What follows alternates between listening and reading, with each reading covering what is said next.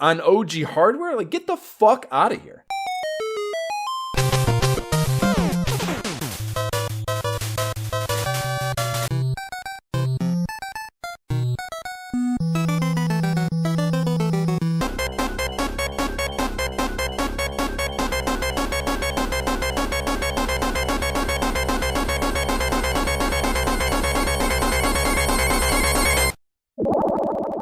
This is the Imperial Schools of Honor podcast. I'm Josh Folan. And I'm Jay Baxtron. And we are going to be bullshit about the formative years of console gaming as we revisit the periodicals that covered it again. Today we are brandishing torches and pitchforks outside the castle walls of Konami's 1990 release of Castlevania III, Dracula's Curse, on the Nintendo Entertainment System. Emulation disclosure. I played on the Nestopia RetroArch core on my PC with a standard USB NES controller. But I tried, I got jiggy with it a bit and tried to make the effort to do the HDMI feed into my big screen TV to like have the big experience. Okay. And there's I need fucking someone write in if you have a solution.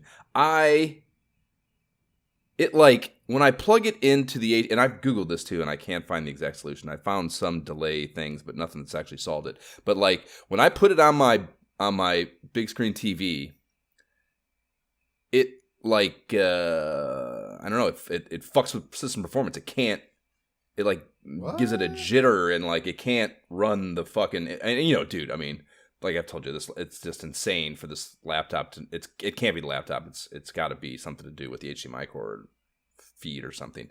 Yeah, because it won't work right. And I've like, I don't know. If someone has an answer to what's going on there, please do write in. So yeah, I had to go back and fucking play it in front of my computer like a peasant.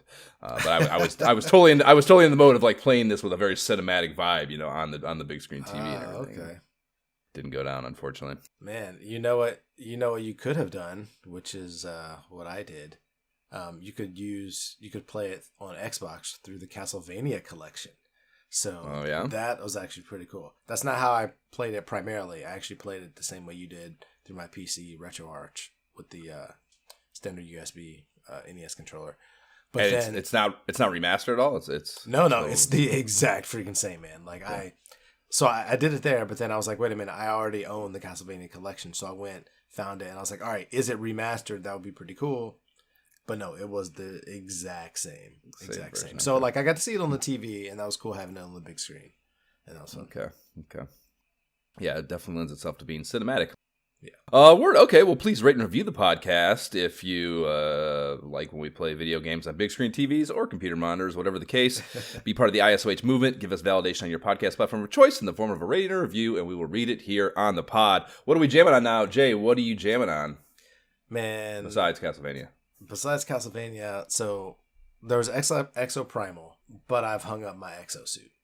I'm like halfway through the story in terms of like the pickups to get that kind of like tell you what's happening and why you're there, kind of, you know, piecing together clues.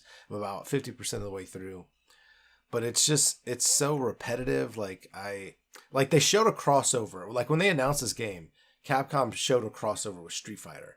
And because I'm big in fighting games and I love Street Fighter, like I was pumped about this.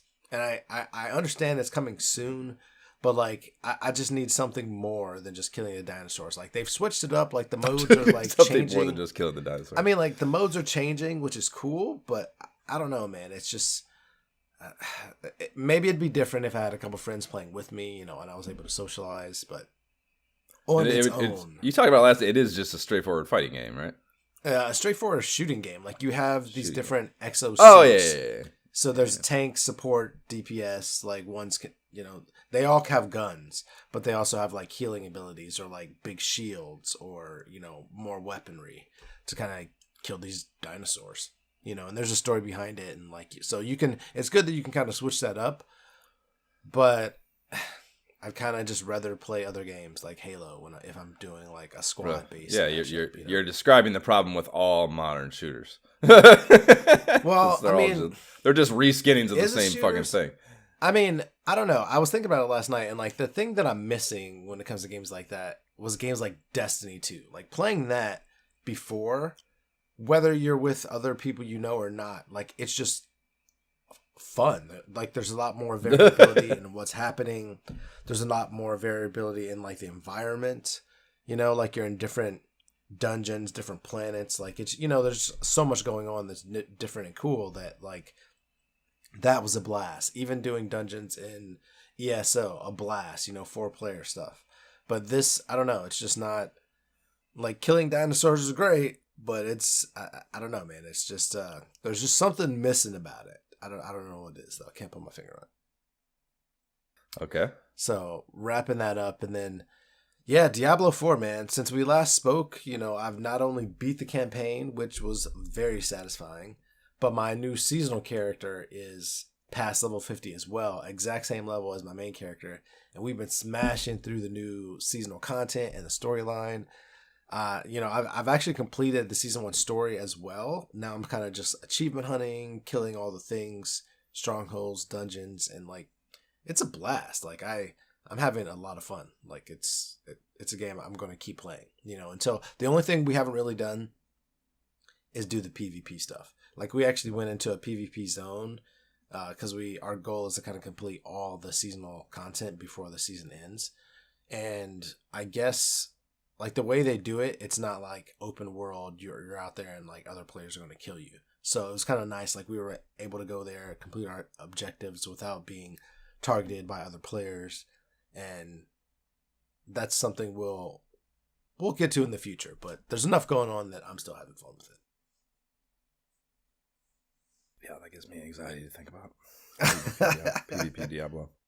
Yeah, it's fun though, man. Like there's just enough going on. Like they added these things called Hell Tides, so now just much more open world events where like the world is physically changing and like things are happening, and so you can choose whether or not to even go there and deal with that with other players or just to kind of like hang back and do other shit. But like certain things aren't even available when that's happening, so it's really cool, you know, just to be out there and having just stuff happen in the open world, which is really so they're good. constantly rolling out new material. Yeah, it's not just like new dungeons and kind of new achievements and places you got to go, you know, kill things and collect things. It's actually like whole world change kind of stuff. So that's fun. You know, it lends itself to like, hey, me saying to Courtney like, hey, let's go jump on and just see what's happening, and then new shit's going on, and it's like, oh shit, let's go check that out. You know.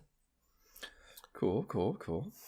So been loving that, and then surprisingly enough, I've been back into Vampire Survivors. So I see shit here and there. I finally saw some screenshots, dude. It looks, dude, it's pixelated. It's like you're like, what are you doing?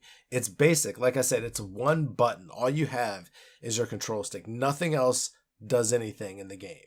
But it's all about the pickups you get, because they determine the build you put together and how powerful you are, and then can you go like unlock these secrets and find these relics depending on the build you get, and like so it's a very simple premise, and like my son, like we'll get into that, but it's a very simple premise, but very well done with all the things that they add to it that you can get, and like the builds that you can add on top of that. And so they just came out with a new, it was like, I didn't 100% it, like I just done a lot with it before and kind of was done with the game.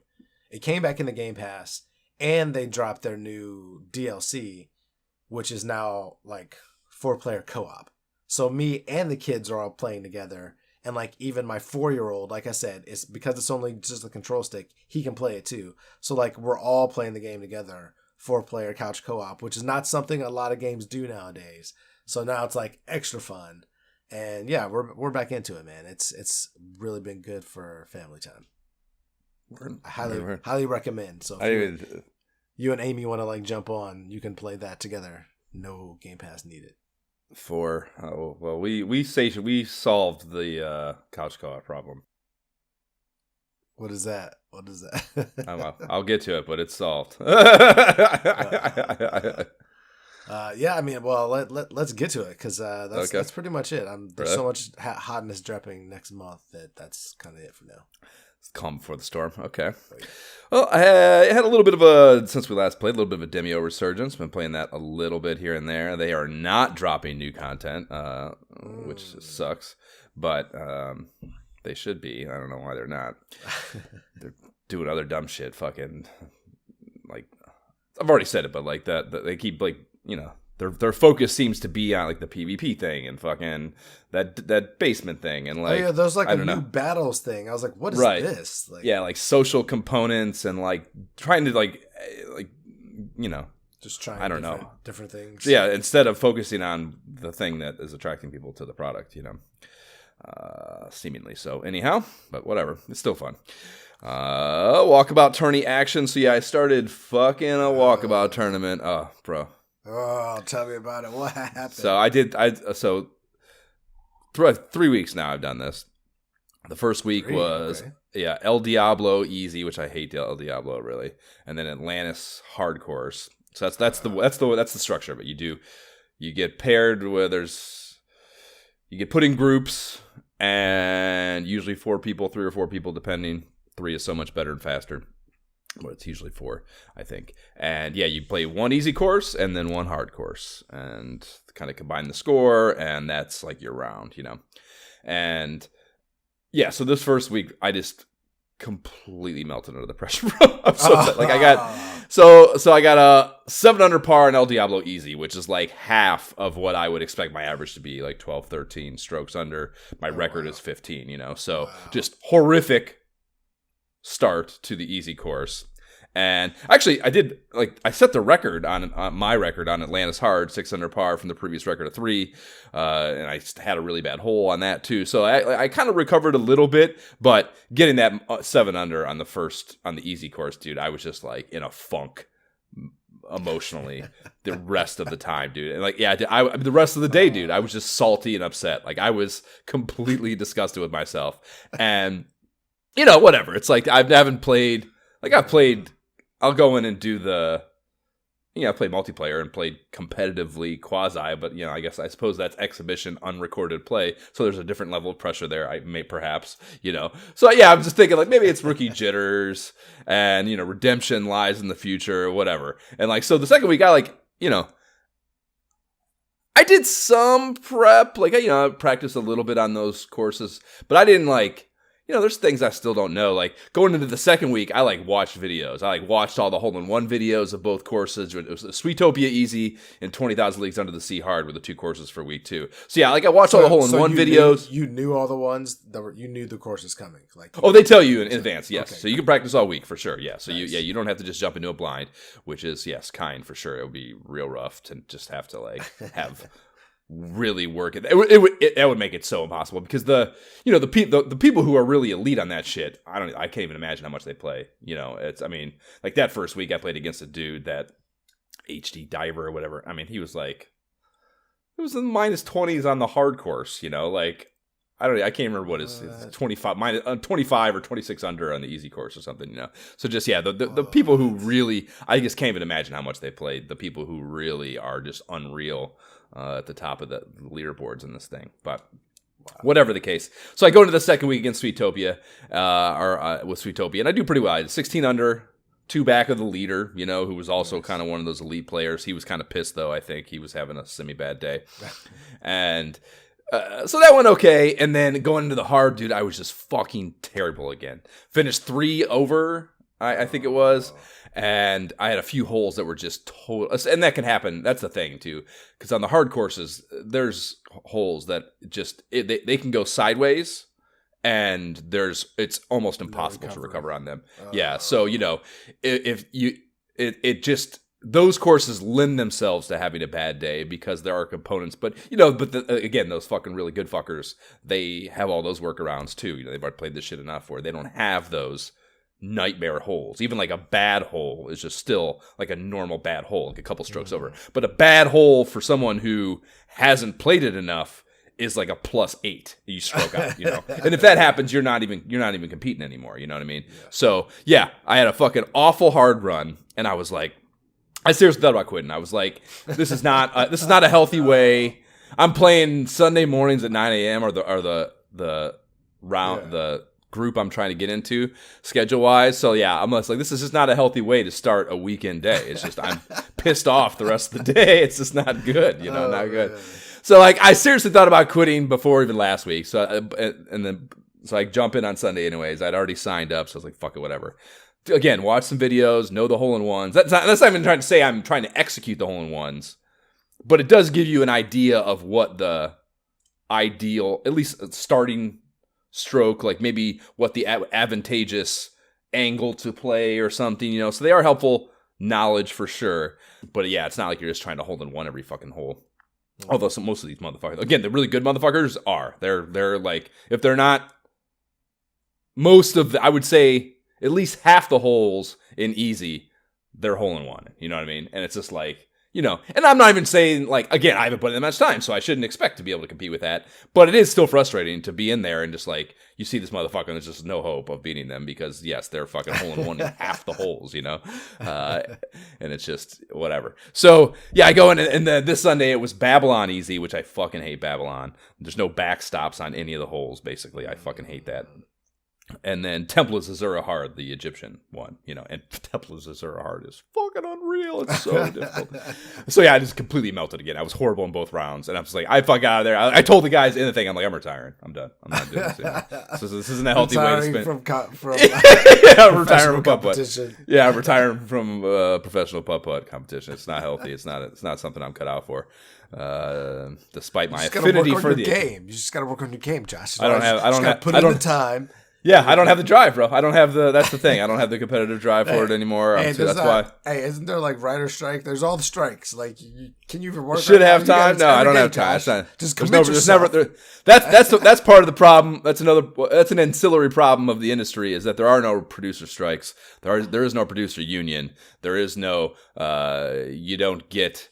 There are no protections for the producers. You don't get to negotiate for as a group for better whatever. And part of that's self-inflicted. We could go into a whole tangent on that. I mean, there are people that have tried to initiate producers unions, but to get the really heavy hitters to participate is nearly impossible because they want the autonomy of individual negotiation and individual deal points because they are in such an advantageous position that it would be a serious self-concession to give those up, you know. So gotcha.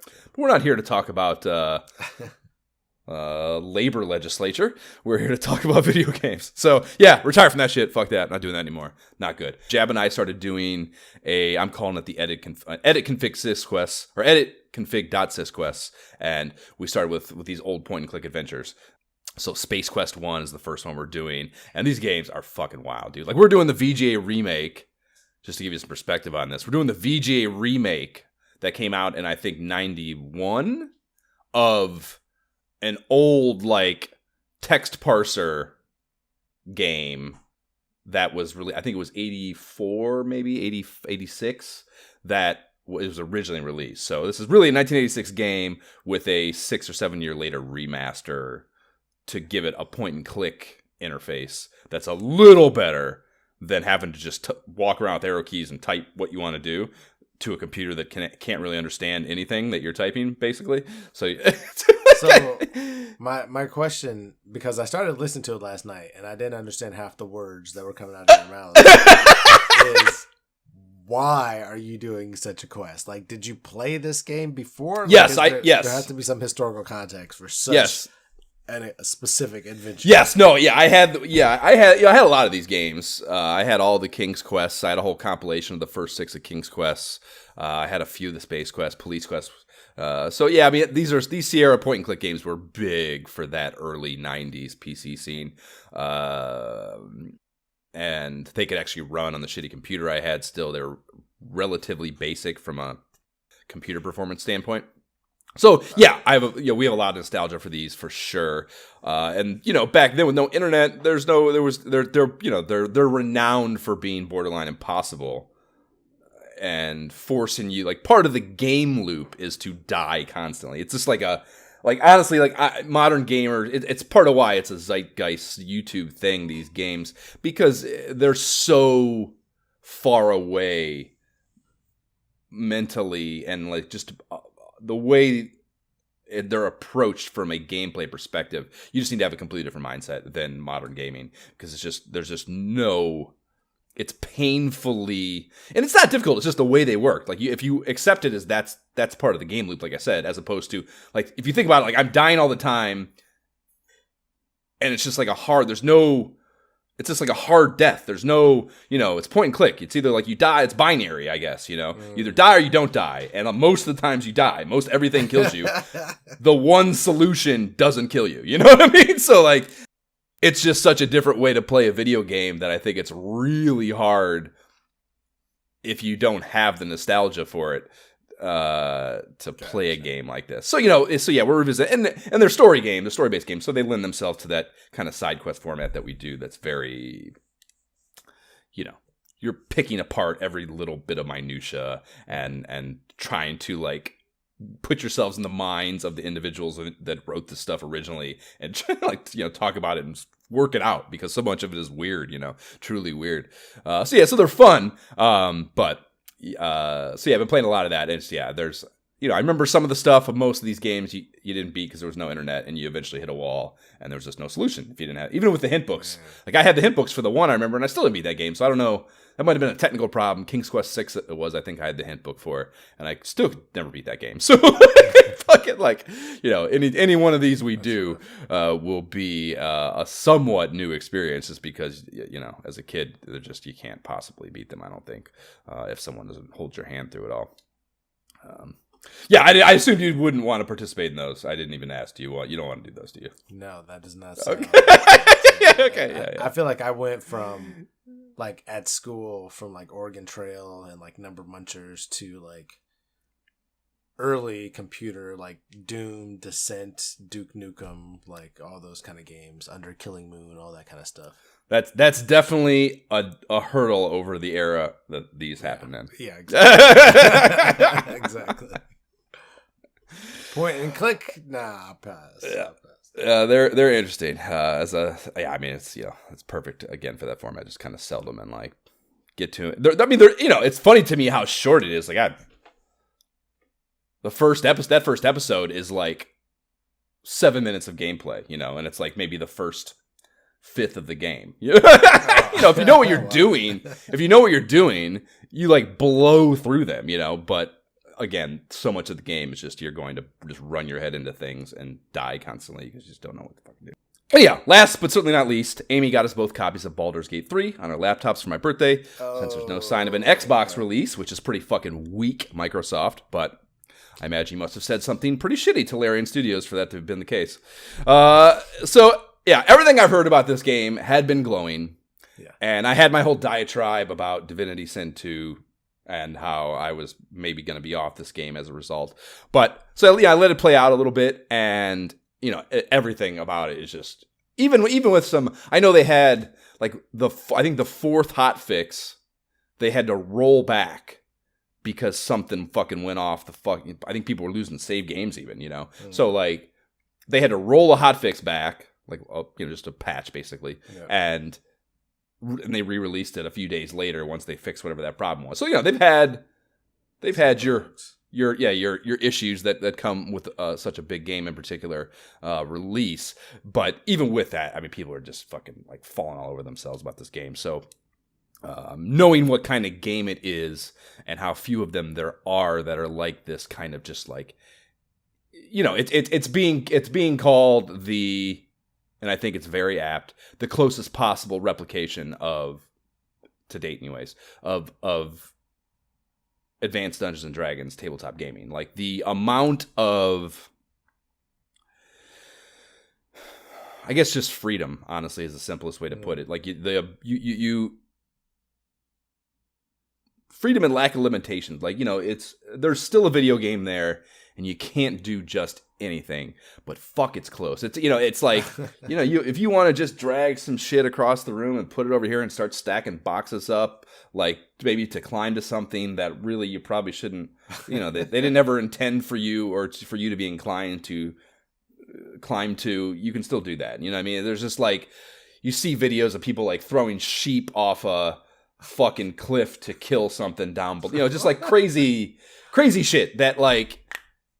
That's what is cool about D&D, even in my limited experience with it. The really interesting thing about D&D is the adage, asking your DM, can I do this? And the DM will always say, you can try. It's like Jab's little thing that he always says in the side quest. You can try. Like, I don't have any text over here, or there was no plan to accommodate that, but we can always roll the die and, see if your incredibly unlikely thing works, and that is something that most video games just don't allot you, because there's code and there's only so much of it, and there's only so many humans that can spend the time to create new code to accommodate your idea. You know what I mean? So like a game that allows you that is just super appealing to me. And this does that in spades, I think. And the level of, it's turn-based, the battling, it's the same as Vinny said, the real-time stuff, and then when you get into a battle, it turns turn-based. And it's funny, too, you can elect to go, which is, I don't think I've seen that before. If you are in something that I guess maybe technically isn't a battle, or maybe you're going to initiate a battle yourself, you can like click it over to turn-based whenever you want. You can elect to do that. Which is interesting to take. It basically takes away the real time aspect if you're going to try to do something that's highly orchestrated with the group, which is a cool feature, I think, that, again, I just don't see much of. I don't think, I don't play every game, I guess, every modern game, but I've never seen it before. That's cool. So yeah, so it's just fucking, the story depth is fucking off the wall, of course. It's Dungeons & Dragons, so all the shit's there. I, of course, started a Tiefling Ranger, as I had been doing, which allows you the animal companion, so like, you can have a bear or a badger or a fucking boar or whatever it might be as an accompaniment. Mostly archery-based, but the builds allow you to do both, and you can kind of interchangeably swap. They might not have the same proficiencies and aptitudes. Like, there's a million numbers working behind the curtain, for everything you do, of course. But yeah, I mean, the number of, there's just so much, man. Like, there's just so much spells and skills, and like, I've learned, like, I texted you guys about it. Like, we got into this cave, bumped into this spider matriarch that there's no chance in hell we were going to beat the normal, straightforward, just knock all its HP down kind of way. And I'm like going through just like, we're like, fuck it, let's just see what happens, whatever. If you load, you load. But I start going through my the things I have. Like I said, I'm archery based, so I see this arrow that I hadn't used yet called a thunder arrow, and like I'm like, oh, it probably has like a little bit of like some sort of a boom or something. Yeah, right. Something that can fucking maybe knock this thing. And it's like, it's in a cave, so like there's cliffs everywhere and shit. I'm like, maybe I can knock this fucking thing off, and we don't have to deal with it, And like, sure enough, I fucking fired that arrow and it like boom, knocked it off, and it's like fucking falls into the chasm and dies on one hit. And I was just like, oh my fucking god! Fucking like, and like it's so that's the cool thing about an environment like this is like I think there's pessimism if you try shit that's on rails, or in a game that's more on rails. So like a game like this with so much, like, you just don't know what's gonna happen. So like, you'll try shit that like maybe you probably wouldn't try, and then if it actually works, like, that's again like generating an emotion that a lot of video games can't generate, because a lot of the expectation, like, you have the expectation of there's only so many things that can fucking happen here. You know what I mean? And like, it was just a really cool moment that again, not many games give me these days. Nice. So very, very fucking good. And I mean, I don't even, well, we got that maybe Friday, and I don't know, Friday. I mean, we've probably put in, I don't even know, 30 hours or something already. Like, just like, we played it all of Saturday, because we were up at Lake Arrowhead, and the fucking hurricane's hitting here. So we're like, we should probably leave and not be in the mountains for a fucking hurricane. And so yes, we drove down Saturday night, but we played all Saturday morning, got back here, played some more, played all of Sunday. and a lot of Friday night, so it's just a shit time. And then same thing last night. Once she got home from work and dinner was out of the way, we got another couple of hours. So yeah, it's something we'll be playing a lot of. There's no question. And wow, okay, so it's worth the hype.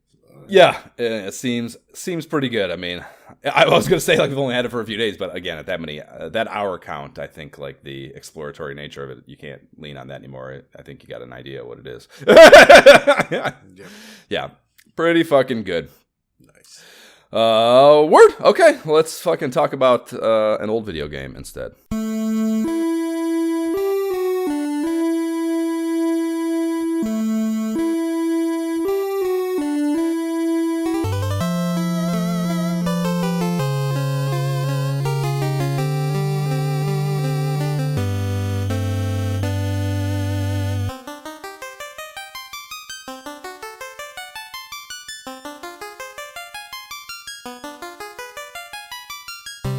Prelude, bringing us into our Castlevania III discussion.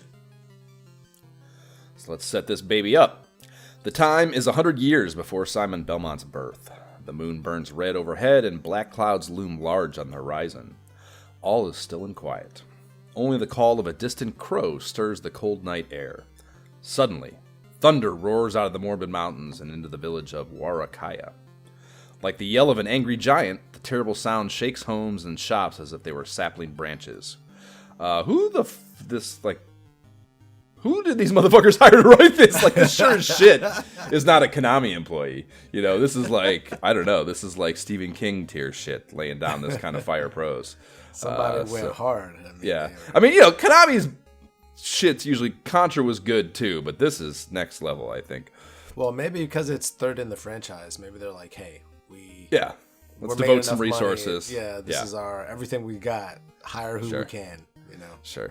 The beginning of understanding what the value of a franchise is, no question. But yeah, still a bit jarring for the time. Anyways, but no one blinks an eye. The village is dead calm.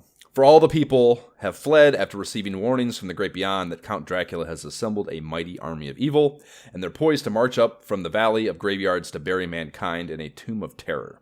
Unfortunately, there's no corner on Earth that won't be gobbled up by this bloodthirsty legion of swamp dragons, slasher skeletons, and forces of the undead. The last line of defense is you, Trevor Belmont, the forefather of Simon Belmont and the origin of the Belmont warlord chromosomes.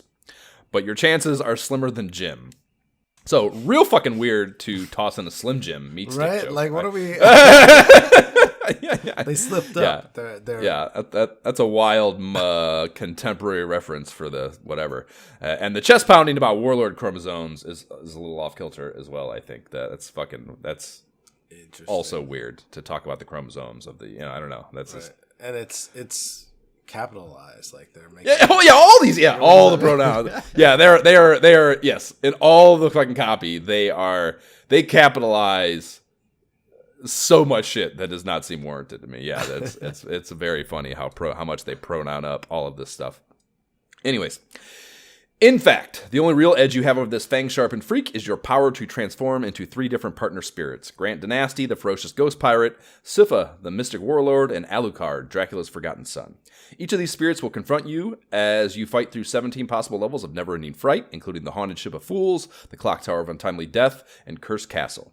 You must also possess the strength to wield the mighty battle axe and mystic whip, which were given to you by the Poltergeist King.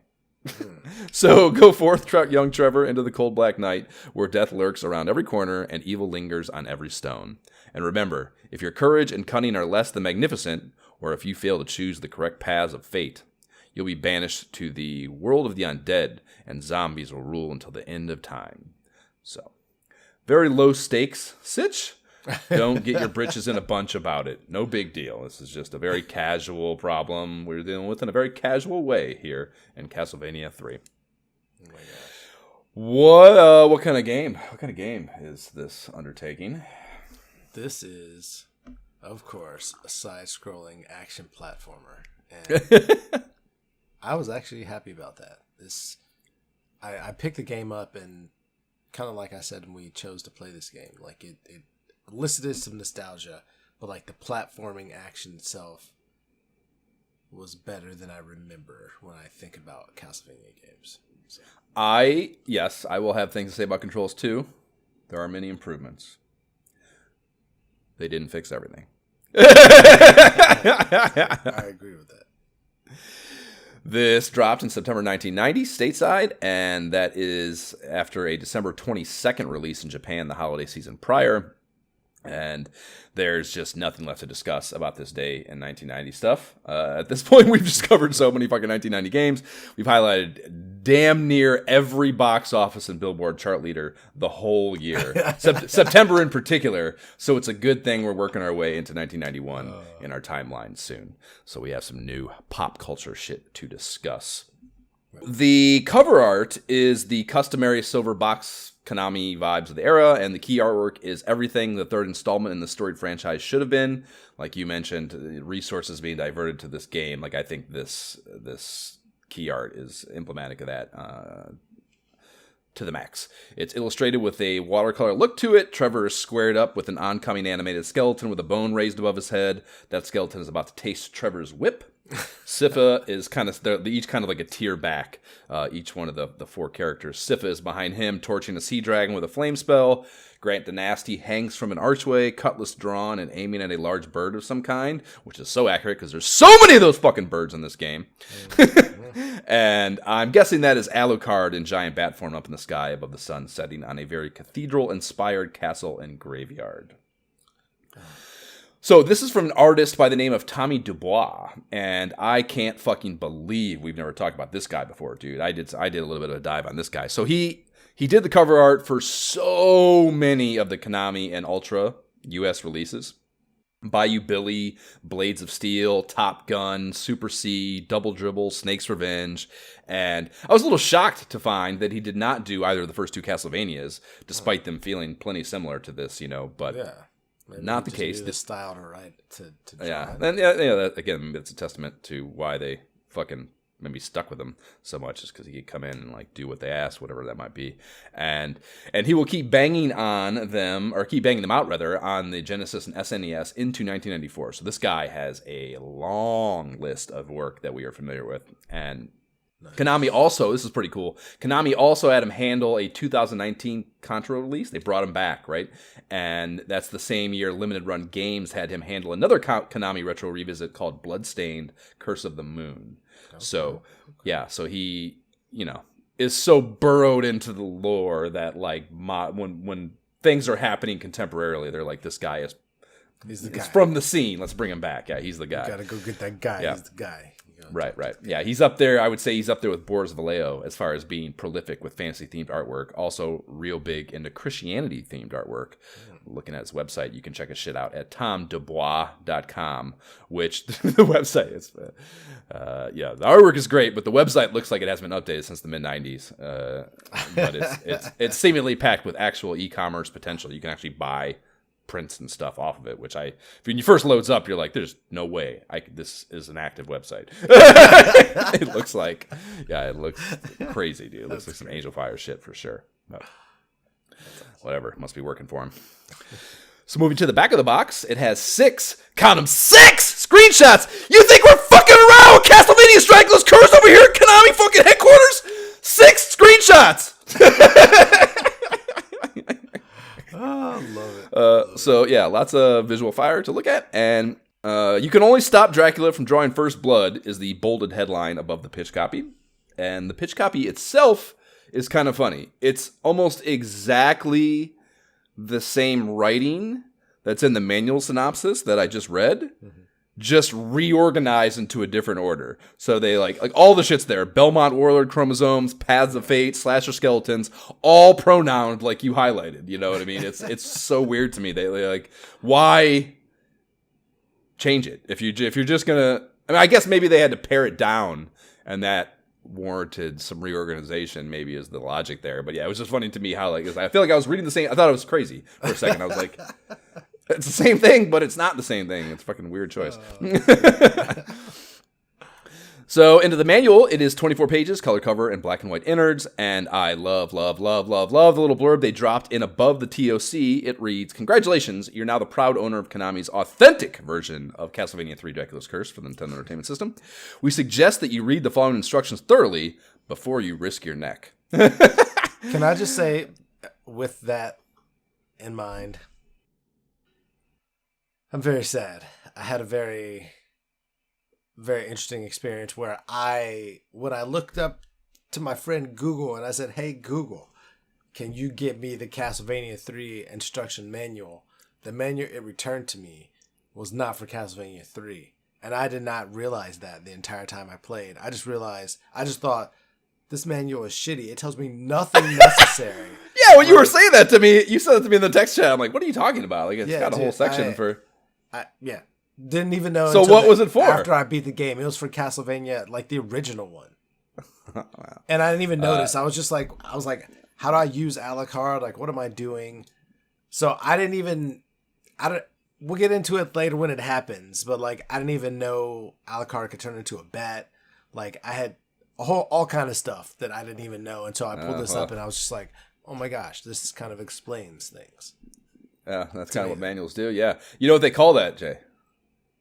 User error. That was definitely me. I think it was an autocorrect, right? Like, cause I think it autocorrected and I didn't even realize it. I just clicked the PDF at the top, like, oh yeah, it's always the one at the top. That's the one.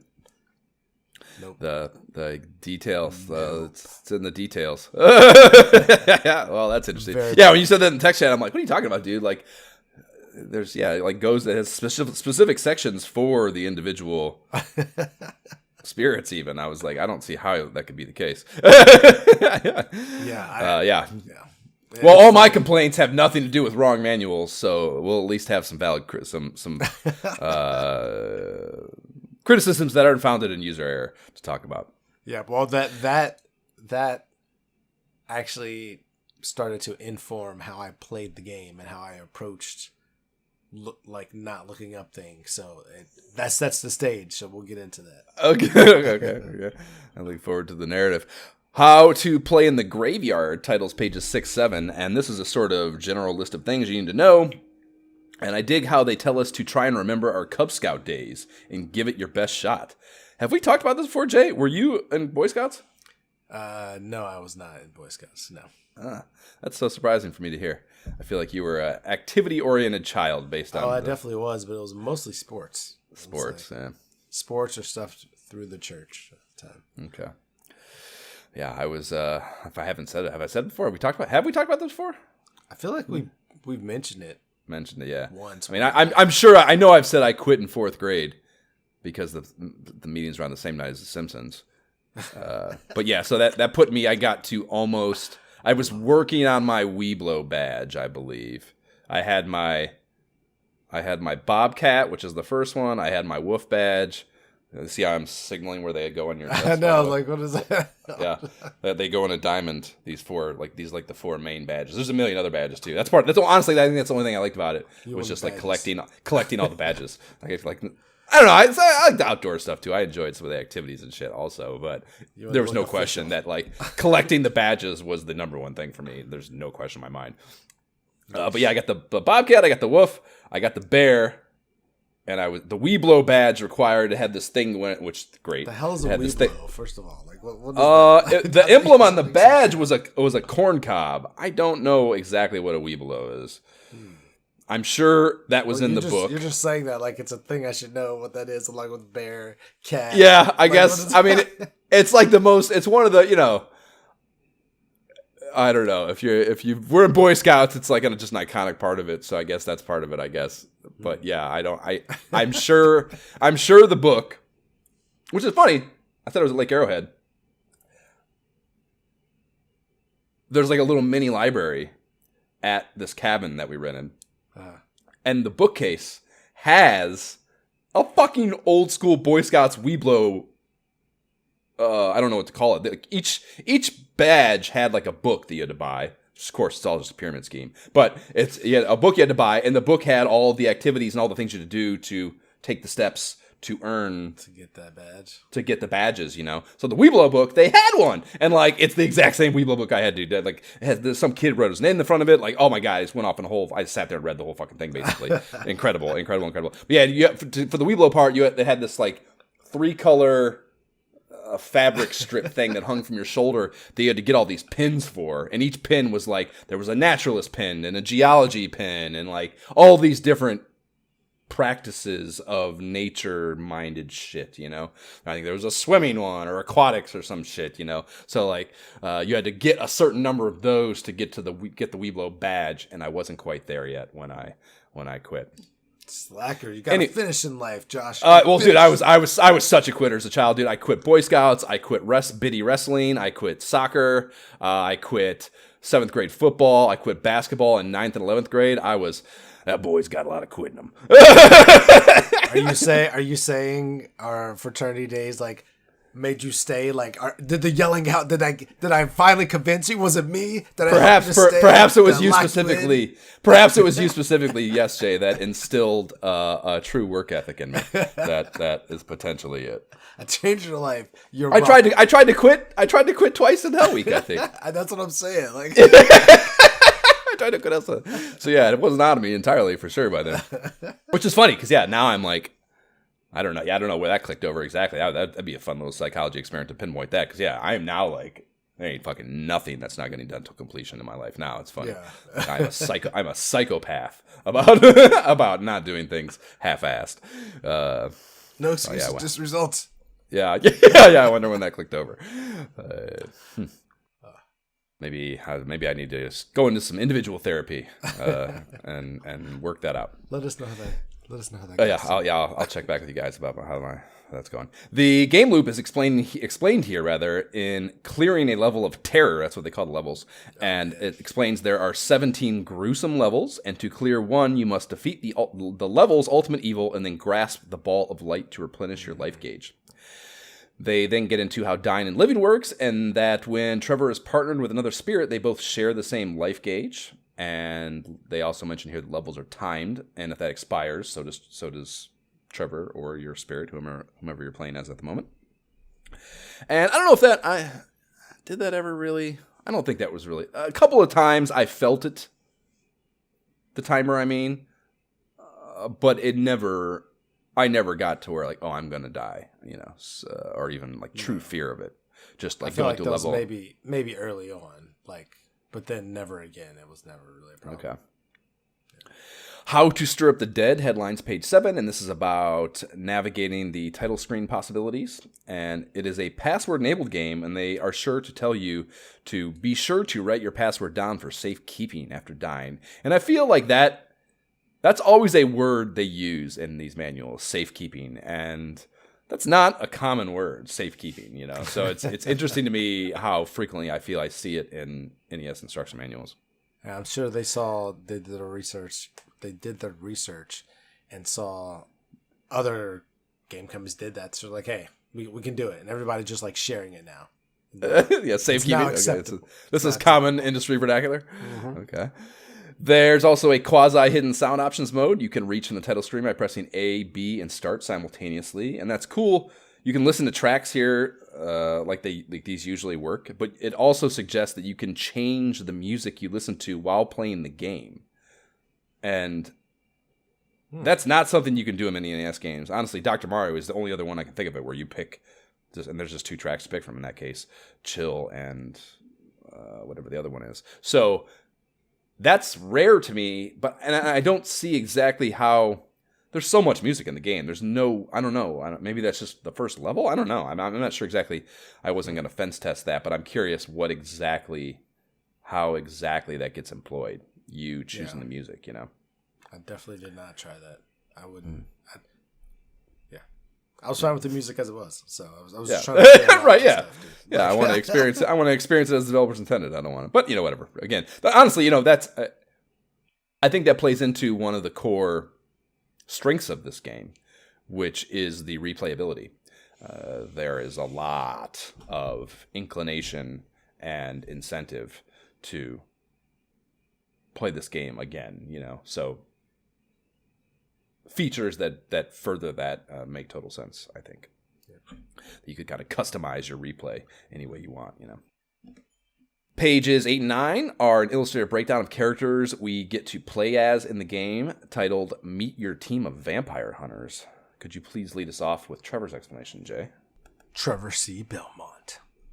Trevor is the infamous forefather of Simon Belmont, the mighty warrior who pulverized Dracula in Castlevania and again in Simon's Quest. Trevor has a number of oldie but goodie attack items that have been given to him by the Poltergeist King. These include the Mystic Whip, Battle Axe, Banshee Boomerang, Dagger, and Sacred Water. Trevor is also the master of special items, including a pocket watch, invisibility potion, and the rosary. Is that to suggest that no one else gets those? Yeah. Yeah, for sure. Who the fuck? Where's the Poltergeist King? We keep hearing about him. I didn't meet him in my playthrough. I don't know. I'm assuming he's gonna show up in Castlevania 4 or something. Yeah. He's clearly a key player in this whole in this this universe here. The next one is Alucard. As the son of Count Dracula, Alucard once tried to prevent Trevor from accomplishing his mission. However, he reached a point where he could no longer abide by his father's evilness and is now looking for a partner to help him put an end to his father's wicked plans. A resident of underground tunnels, Alucard attacks with a ball of destruction, which he can also fire in 3 directions if he captures a special power booster. Alucard's primary strength, though, is his ability to turn himself into a bat. However, he cannot attack while he is airborne and will turn into a human form if his wings are clipped by an evil enemy. Grant Dynasty. That is how you say that, right? I think so, that's what I'm saying. All right. Count Dracula used his sinister powers to turn his pirate captain into a ghost. And as one of Dracula's gruesome gang, he will attack you from the top of the clock tower of untimely death. However, if you can defeat this scoundrel, his spirit will join you. He's small, nimble, and has a strong spring in his step, so he's able to jump up on the walls and ceilings and stick to them like glue. Grant's primary attack weapons are an axe and a dagger. Another of his weapons is his skill to scurry along hidden routes not accessible to Trevor. Unfortunately, both his body and his ego bruise easily. In other words, he's a little bitch. Don't select him. I don't know. I didn't get to experience him. I do find it interesting that if he's the captain, why doesn't he have a stock captain hat? Right. Well, I guess pirates. Well, yeah. I mean, I guess. No. That's more of No, in 1990, a pirate captain had to have the hat. There was no variance. Literally, every pirate captain depicted in all of history up to that point has the captain hat. He definitely just looks like a servant of some sort. Right, exactly right. That's what I mean. It's it's such an archetyped hierarchy, pirate stuff. I just don't. I honestly can't think of a single instance where the captain wouldn't have that hat and a dude with this on his head wouldn't be just a guy that had to crawl up the thing into the crow's nest. Did the captain get humbled some kind of way? What? Yeah. What's going on? That's interesting. And the last one is Sipha Belenades. Sipha, the mystic warlord of Warakaya, is also a vampire hunter who walks quite quickly and carries a big stick. Rumors of his death were spread throughout Eastern Europe, but in truth he was captured by Cyclops, the one-eyed ultimate evil. Sipha uses his Warakaya staff to attack. Other attack favorites of his include flames, frozen crystals, and lightning bolts. With these, he can destroy evil enemies before they get close to him. However, his skin is very thin and blisters easily when blasted by grotesque enemy attacks. To score big, Sipha must attack before his enemies find him. Let's just say, put a note here, if I had actually read this version of the manual before playing, I think I would have wanted to get Sipha. I don't know how you get to Sipha, but I would have wanted to get to Sipha. I very much think, I expected that. That's what I was, I'm curious to hear how your thing went because, as I was playing with this, and I did, Sipha was who I latched on to early. And yeah, I was thinking of you through much of it, that this would be the character you would probably want. Yeah. Interesting thing, though. So this is a whole fucking thing in the story. All those references in the manual there are he, his pronouns. It's a male in the manual there. And from the Castlevania wiki, it reads, she is a witch from the region of Wallachia, where she initially had to conceal her identity by posing as a man in order to escape the witch trials of the time. So, yeah, there's like a really... there's a really deep, cool lore generation thing to explain that was probably just like, I don't know. My expectation was that it would be like, boys don't want to play as girls in 1990, and therefore this is a guy, was what I assumed this would be. And honestly, after playing the whole game, I still don't exactly feel like I know really what their intent was. Like this is that wiki stuff could very well be, and I still kind of feel like maybe just after the fact justifications of all this ambiguity. Like I don't feel like they thought about it as much as the current lore suggests. Right. Like it was supposed to be a woman, like somebody made in the manual, like you said, they're like, no, it's got to be a guy. And then afterwards, they're like, no, like this is what we got to do, Right. Damn, but there's a moment, I will talk about. There's a moment that kind of undermines that. Not kind of, it might really inarguably undermine it. I don't know. We'll talk about it later. Okay. Page 10 has more on the password system. It's a grid, so similar to Mega Man's brilliant dot matrix idea, but here they're using pixel art of various game iconography, emojis basically, heart, medallion, whip, etc. So better than hard to discern alphanumerics for sure, so dig that. Pages 14 to 15 have an item breakdown. Turkey legs are gone in this game. That's one of wall meat is one of the, stock Castlevania jokes. And in this case, the wall meat is no longer a turkey leg. It is now the leg of a werewolf. Ooh, and that is fucking extreme. And we have some Castlevania staples here as well. Hearts as weapon ammo, bags of dough for points, so on and so forth. There's, a pocket watch to freeze enemies for a limited time, an invisibility potion that makes you invisible and therefore invulnerable. That's exactly how it reads in the manual. And I don't know. Like, I think they're making a joke there. I'm not, you know what I mean? Like, I don't know exactly what to do with that. Because invulnerable and invisible are not the same thing. Definitely not the same thing. Yeah, they're not the same thing. Literally, they're not the same thing in any other fantasy lore I've ever seen. I don't know if they're just saying that gets mixed up a lot. I'm not sure what that means. Yeah, I wasn't sure how to interpret that in the manual.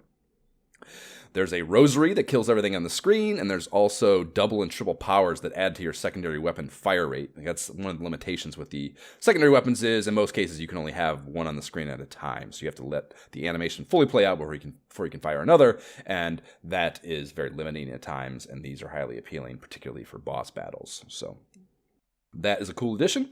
Pages 16 through 19 are weapon breakdowns for each character, and we'll go through these in our playthrough when you first encounter the character. A handful of enemies get some illustrated breakdown love on pages 20 and 21, and they title it Count Dracula's Cast of Evil Characters, and then we out on the manual. History, gotta be some. Yeah. So this is actually a prequel to the original. And I did not know that. Like, I was very confused about them at first, saying, like, oh, the grandfather. Like, well, what are we talking about here? So, it's also non-linear, which, I don't know about you, but to me, coming in was kind of concerning. I was like, oh, damn. Like, they're expanding it here. And also to note, at this point, because I had read the old manual, I'm thinking 9 total stages. As I'm into the game and I'm playing, and we'll get to that side note, I'm very confused. Like, what is happening? Yeah. I keep having to make choices. Why? What is going on here? That's incredible. Yeah, and same problem, or not problem, but like confusing aspect of the leveling or the level progression. You got the parts of the levels, and like I initially, even though we went through a whole thing, the first time we played Castlevania, and I still, at first, was not getting it. And honestly, it gets more, because of the branching paths, it gets ultra confusing too. I mean, I had figured out the fact that there's a few bits to each actual stage by then, but just, the leveling progression here is fucking all over the place. And it's, honestly, the biggest problem with it's fine for gameplay, I suppose, but the biggest problem with it for podcast, like trying to like make heads or tails of it for like a podcasting note structure is like a fucking nightmare. So it's tough, real tough from our perspective. Yeah, for sure, man. I will say, I think like this version abandons kind of what happened in Castlevania 2, which was like more role-playing game, like more role-playing stuff and things like that. And I think maybe that's why originally I was against playing Castlevania, because of that. And I was like, I didn't really want to do that at the time, which is also why I think I was pleasantly surprised playing this game, because it was not that. More it's very, it's very, very much returned to the first one in so many ways. I agree, but I don't, I appreciate Simon's Quest. I like that aspect of it, and I don't have nearly the vitriol that so many do for that stepping away from the format. Yeah. Anyways, okay, word. Well, the one thing that was kind of a history thing that was a derivative of going through the manual and the box art. The box art has it touts that contest that we saw in the last Game Pro, the going to Transylvania shit, that trip thing. So I looked into this, and this cat named Damien McFerrin did some real live journalism stuff for a TimeExtension.com piece last October, and he was trying to track down the winner of the grand prize, the trip to Dracula's castle, and some fun trivia he cited in there was that this castle has been proven to have no actual connection to the real-life Vlad the Impaler, the Wallachian. How do you pronounce that? Let's check at the bottom of that. Idea. I feel like I looked it up, but I can't remember it now. Wallachian, Chian. That's probably a hard. Wallachian ruler who inspired Bram Stoker's vampire character. And there was a time when it was believed Vlad was imprisoned here after being captured by the Hungarians in 1462, but this has been discredited by modern historians as well. So there's just no connection of this castle to the individual who is like historically thought of as the inspiration for Dracula. So that's interesting. But so this guy trying to, again, find the person that won the contest. Some work was done to reach out to Konami of America's SVP at the time about this. No response from that person. Also, no easily found internet hits about him. And scrutiny of the contest rules have brought it to light that the winner could have elected for a flat $5,000 cash prize if they didn't want to dick around with traveling to Romania, which is quite viable in seeing Halloween 91 is when this would have happened, right? And if the person would have traveled then, it was only a couple years after a really bloody 1989 revolution that ended a 42-year communist rule by way of executing the Communist Party leader and his wife, which does not sound like a dope time for tourism. And it's a theory that either the individual elected that or that Konami decided to just nix the whole trip internally for the same reason. Yeah, it's kind of what the hypothesis was. I feel like that was more like a Konami thing. They're like, so how about this instead? Right. Yeah, and it is so 1990 video game company to like, oh, what a cool idea, and do no research about like, there's no. Then somebody come over the top like, absolutely not. While we're Right, yeah. That's such a liability and a half. Right. Legal team probably much smaller in 1990 than in 2023. Their legal dude or their consulting person that they exactly, yeah. Billable hours to an outside counsel that they do not want to spend money on. So many things don't get faxed over. I guess at the time is the way they would have been communicated. Okay, well, I did an economic analysis because I am a good little podcaster, so let's discuss that. The premise for this is how much did cartography materials and services cost in the creation of the map of Drax Castle and the surrounding countryside that we often revisit in our playthrough of this video game. So, Castlevania takes place 215 years before the events of the first Castlevania games, which isn't exactly what the manual says, but that's what all the fucking interneting says. I don't get how that works, but whatever the case, we're going off 215 years before the events, and this is widely accepted by Castlevania nerds as occurring in the year 1476. And Wallachia is a historical region of Romania that was founded in the early 14th century by one Basarab I after a rebellion against Charles I of Hungary. In 1417, they fell under Ottoman rule, which I'm sure they were stoked about. And a very famous map I was able to find a certifiable timestamp on was the Fra Mauro map, which was a map created by a monk by that same name around 1450 AD. So basically created around the same time. A very well-known map by map people, I guess. I didn't know about it. But this is regarded as, yes, one of the finest pieces of medieval cartography in existence. It is a large round map sized at around 2 meters in diameter, painted on vellum, and stretched in a wooden frame. So it's a big-ass piece of art, really. And the map depicts the world known at the time, at least by people like Fra, anyhow. And this was Europe, Asia, and Africa. And an interesting fun fact about Fra's creative decision-making, he went with an orientation of putting the southern hemisphere at the top because he felt a previous cartographer's map, some cat named Ptolemy, I think, was wrong. And, you know, that Fra, always the contrarian. But yeah, I think he just like a hater, just like, I don't like this fucking guy. I'm doing mine differently. And like the science was so archaic that he could get away with it. But yeah, so it's an upside down map, essentially, if you look this thing up. Which I highly recommend doing. It's fucking wild looking. It's F-R-A, and his last name is Mauro, M-A-U-R-O. Google that. It'll be the first thing that comes up for it. It's a crazy looking fucking, I don't know, just, it's just so different than what, I mean, I guess it's like in a two-pronged crazy. It's like weird how wrong it is and the orientation's wrong, but it's also weird how fucking right some of it is. And just how could they possibly have had any fucking ability to make an even half-assed correct map of half of the world, more than half the world at the time, just wild. So the making of this map was a major undertaking, as you might expect. It took several years to complete, and the map was not created by Fra Mauro alone, but by a team of cartographers, artists, and copyists led by him, and using some of the most expensive techniques available at the time. The price of the map would have been about an average copyist's annual salary at the time. That's how much is which seems low to me. Even a whole year. Like, I understand that's a whole year annual salary. But, like, talking like 60. I feel like. Say again? So it's talking like 60,000 or so. Well, we'll get to it. But, yeah, putting that alone into modern context doesn't seem right to me because it's such.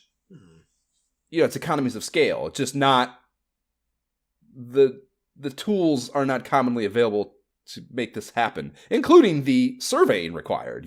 Everything about it was in its infancy, and that should have a higher cost than a developed industry's costs. So yeah, so it's crazy to me that it could have been that low. Even looking at what copyists made at the time. Here, I guess we'll get to that too. So maybe I'm off on that, and that's where the discrepancy lies. But yeah, it's not easy to find a medieval European scribe wage table. So I did some hunting around, and I found an interesting Quora write-up explaining what the life of a scribe was like. Was the first thing I found. The link's in the show notes to that, and a link is to the show notes for that. And this stated that most likely scribes came from wealthy families and got into it somewhat out of necessity due to a lack of other options. And the route in was often via the church, priests tasking these individuals with writing projects, and map making projects and just whatever it might be. Because wealthy families were, of course, more prominent in the church hierarchy or whatever, and most easily accessible. And yeah, I guess the rationale they had for this being like a necessity for these young, mostly men, was it was like the younger children in the families that were given fewer options as far as like taking up the family business or whatever it might be, so they would kind of have to like what else whatever can they do? Right. So I found a medieval price table, also in the show notes, that put a college fellow at Cambridge in 1450's annual wages at 5 British sterling pounds. Okay, which that was the closest thing I could find that seemed like a low-level academic career to go off of. So 5 British pounds is the number. Yeah. So that's. It's not that seems terribly small to me for the time, especially if you look at the comparative. I guess I should have listed some of the comparative numbers. Seeing like 5 British pounds is again, it's an annual salary of a skilled labor, so it's not, a fucking farmer or something.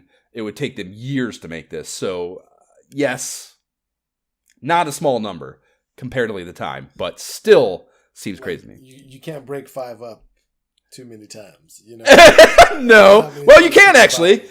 Well, it's like dollars and cents. It's different. I can't think of what they're calling offhand right now, but they have penny. They have smaller denominations. Pound is the upper level of the money system. There are lower units. Oh, that's right. Yeah. Right. So, the Ottoman Empire, which, as I said, that they are the ones that had kind of taken over control of this area. Which is, they're not under British pounds. That's an England thing. So, so we got to we got 2 different currencies we got to kind of work out here. So the Ottoman Empire also used a silver-based currency, luckily, so we could kind of equate them, I think, on that basis. But in 1450, this form of money was called the akçe, AKCHE. And these coins had 0.85 grams of silver content, and a British pound sterling had 1 pound of silver, hence the name. So there are 453.59 grams in a pound, so we can kind of like unify these and say it's 85% of a pound, basically, in one of these Ottoman currency, the akçes. So if you multiply that out, you get 533.64 grams of silver in akçe to have Fra's map made. So, yes, it would have been 453, right? All right, yeah. I'm just fucking myself up here. It's too much math. But yeah, so basically, if you work out all the math, it would have cost about 534 Ottoman akçe in Wallachia to have Fra's map made. But the map that was made in Castlevania was much smaller. So how much smaller? What are we gonna like, I had to figure out a way to kind of like knock this down. So busting out some high school geometry for finding the area of a circle, I got to Fra's map being 17,573 square miles. Okay. So that's like I said, it's about easiest to think of it as just half the world. And I'm going to eyeball the Castlevania map at about 5 by 3 miles. So 15 square miles, just kind of thinking about a castle, a little bit of countryside, yada, yada, yada. So 15 divided by 17,573 multiplied by the 534 akçe gets us to 0.46 akçe to have the Cursed Castle map surveyed and created. So to get this to modern day dollars now, responsibly anyhow, we have to get it back to British pounds. So we have to take the 0.46 multiplied by 0.85. So we have 0.391 sterling pounds now to make the map, to make the Castlevania map. And the Bank of England calculates inflation from 1450 to July 23 as 975.63%. So that's how much you're multiplying by to get it to modern day dollars in pounds. So you get 484. This is what I mean. You get 484.49 modern day British pounds. Okay. So, I decide I'm going to double this on the basis of the hazards of the land surveying job. Like, this is not, you're surveying Dracula's castle. So, I feel like there's got to be some hazard pay in there. Yeah. There's got to be some hazard pay in there. So, we can call it 968.94 pounds. So let's call it a grand with taxes and convenience fees, basically. And it seems, like a pretty reasonable cost, I think, given, again, all those things that I mentioned about how I just feel like, everything, the ink, the fucking parchment, everything would have been, I think, so expensive at the time. And God, just the surveying is crazy. It had to be crazy. Like, how did they even begin to measure something to scale back then? Like, it's just, they're gonna have some convention, like they're taking literal steps or something. You know, like well, yeah. I mean, I guess it's a pretty rudiment, like that little wheel thing that people can use to measure a distance on the ground. You know, like you've seen those, right? Where you just like literally roll the thing, and it like every turn is a certain amount, whatever. Like, you could do that, but that's a lot of walking. Yeah. Either way, for some people, what else are you gonna do? You know, like what else you got going on? You got time. Might as well go around and fucking measure things. Yeah, I guess.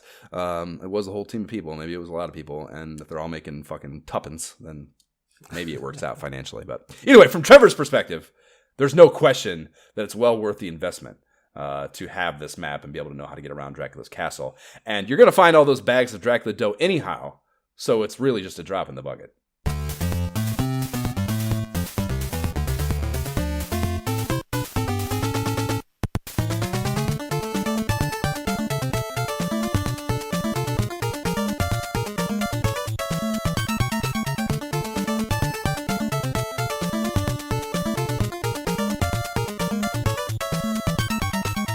That is Mad Forest, bringing us into the playthrough of Castlevania III Cursed Castle.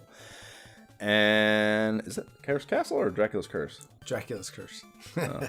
Cursed Castle is where it happens. A lot of curses in this shit.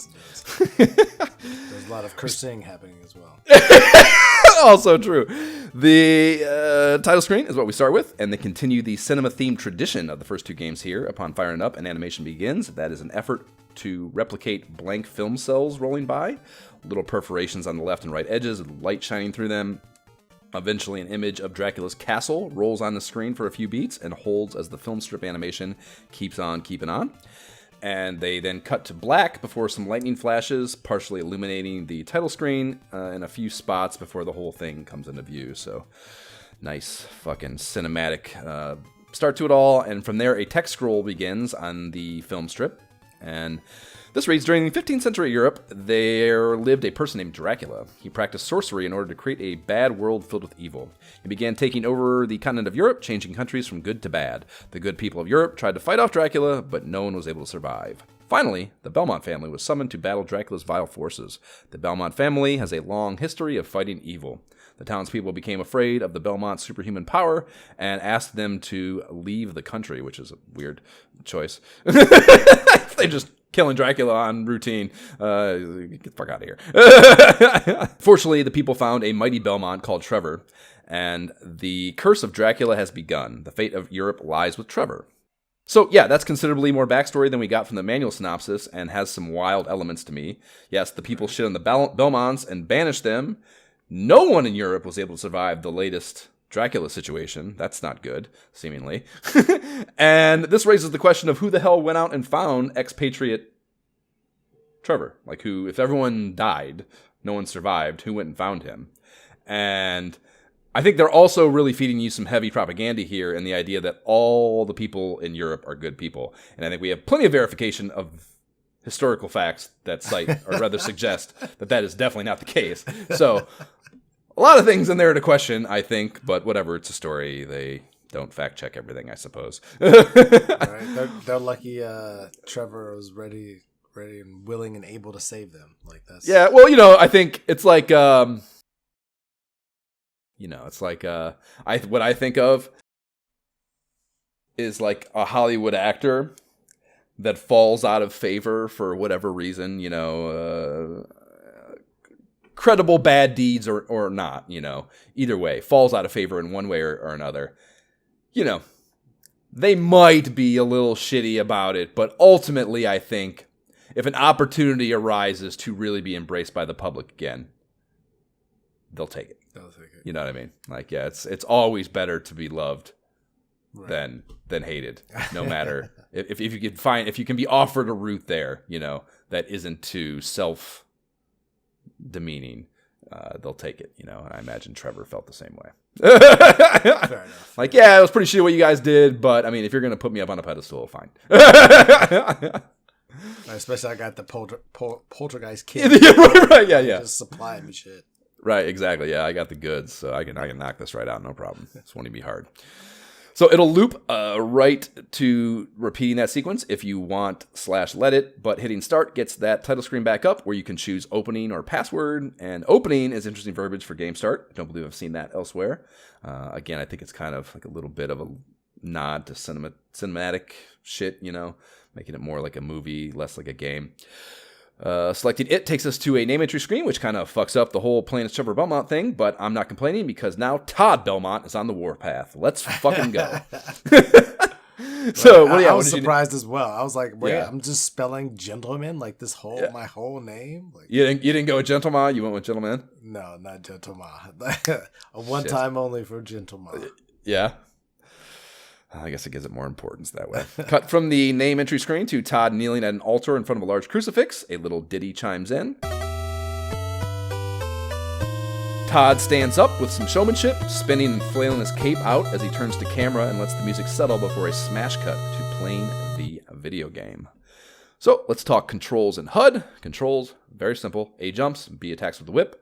Holding up on the D-pad and hitting B fires off your Warikaya war item, the secondary weapon you most recently have scooped up from mostly candles, but I guess there's a few instances. They'll drop from enemies as well in some cases. Start pauses, select switches between your partner Spirit and back to Trevor or Todd, what have you. And then the HUD has a bunch of shit up top in the black bar above the play environment. We got score, we got player life gauge, and ultimate evil life gauge are stacked up on the left there. And then stage time remaining, lives remaining, and a level counter tile right and around the war item window from the score. And you'll also get, whoever your spirit is, will appear as a face later on once you get one there in the bottom right of the HUD as well.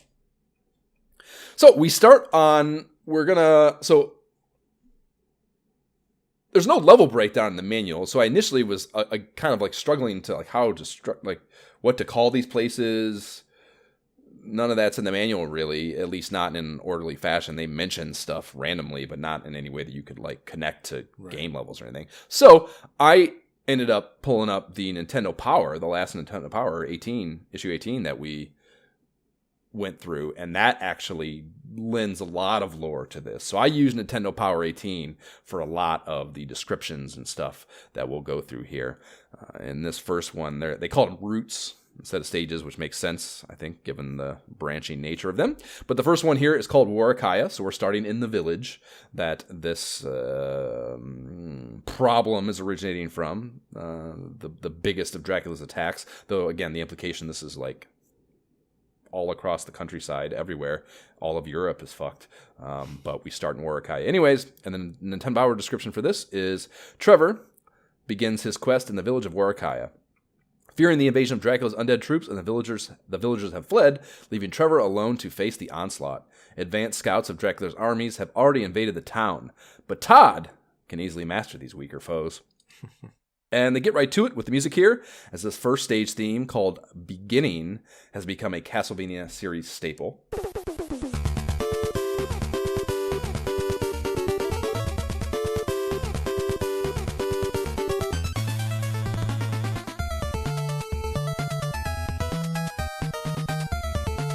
I feel Konami put some serious intent behind immediately stating to the player, this is going to feel a lot more like the first NES game and a lot less Simon's Quest. Like, they right away do that.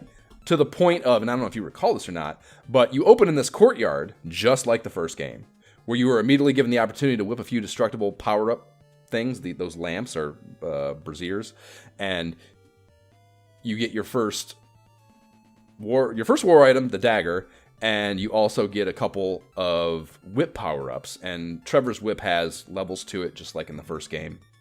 They are leather, chain, and then a longer chain whip. And keeping that third version, just like in the first game, that gives you the longer reach, is key to not hating this video game. So it's very critical to maintain that. And the game's pretty good. Even if you die, the game's pretty good about getting that back to you right away, But nonetheless, any moments spent without it are very frustrating. And the manual description for the dagger, that first weapon you're getting here, reads, "The dagger flies straight and fast, but it is not very powerful." And yes, it flies right at like his waist-ish level, and it has a limited flight range. I don't think it goes the whole screen, if I recall correctly. You just gotta have to know like where your hitbox range is. Right, you know, right. If you're there's a tight area where it's going. Yeah, what you have to actually do is get rid of this fucking weapon as soon as possible and get something better. Preferably the axe or boomerang, because this weapon sucks, basically. And also, just in the first game, there's no enemies out here in this courtyard, so it's just the amount that it felt like it's a carbon copy of the beginning of the first game. You know, there's just no mistaking it. I don't think the intent of the deliberate facsimile nature of it. You know what I mean? I definitely felt that. I definitely had a moment where I'm like, was it the first one that I played, or was it the third one that I played? You know what I mean? Yeah, like I definitely had that moment. Like, wait a minute, when? How old was I? Between you are reading the same manual in the beginning of the game, you're like, what the fuck is happening here? Right? Like a genuine deja vu. I played this. You know? Who knows? The jury's still out. So you get to the end of that courtyard, and a large wooden door opens as you pass into the next part of the route. The counter in the HUD clicks up to the level counter, clicks up to 1-2, and you find yourself in a tower with some stairs to ascend and the first sight of some Dracula minions, animated skeletons. So that's all, same thing too. Those doors, it feels exactly like the first game, and that is not a Simon's Quest thing at all. They don't have those. So it's just another instance, even that, like the transitioning feeling, the scrolling of the screen, the door opening and closing, like kind of slamming behind you, the look of the doors, like everything is identical, I think, to the first game. I do like the doors. I do like the signifying of, hey, you passed a level. You know? Right. Yeah. Give me some satisfaction. I like that. Yep. And it does, it is like, it's a slow scroll. And again, it's that cinematic thing, and it's like, it feels like a movie pan, you know? Like, very much Give you a moment to take a breath if needed, right, because of what you just escaped from, kind of thing. Right. Agreed.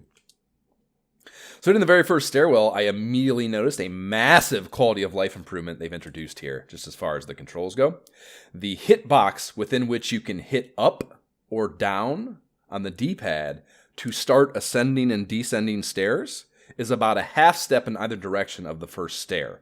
And that's getting on 2 stairwells was pinpoint exact in the first game, and it was a massive pain in the ass. Simon's Quest 2 actually was a problem with both of them. And you'd often be like trying to get up some stairs in a timed manner to evade or get to an enemy or deal with some sort of environmental hazard, just dropping on your head, whatever it might be, and struggling with that. So this was immediately discernible, and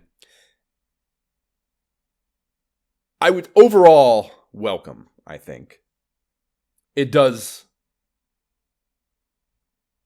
on the like backside of this problem, it creates the problem of ending up on stairs when you don't want to be. Yes. More frequently. I still hate being on stairs. Right, exactly. Yeah, the stairs still suck. But it sucks a little less. Yes. And I guess I'll take that. But yeah, stairs are still 100% a problem. And it also looks a little goofy too. It's like a jump cut animation when you hit up and you're not quite to the stairs yet. It's just like, even if you're not facing the right way, it'll just turn you around. Like, it's a little bit visually jarring too, which, I don't know, with these tools, I don't know how you get around that probably, but it's better, but still not quite there yet. Yeah. And will be a reoccurring issue, particularly later on, the back half of the game. The stairs are just fuck. So, working your way up this tower, you'll pass through a beautiful stained glass window area that, while beautiful, also hides the red-hued bats hiding at the screen edges and waiting to ambush your ass when you get within a half screen of them. It is best to peg their asses with that shitty dagger. Once they aggro, they cook towards you pretty fast, so they're a problem if you let them get going, I think. And there is the first improvement you can get. Some holy water and a candle sconce if you want to upgrade a few screens into this ascent.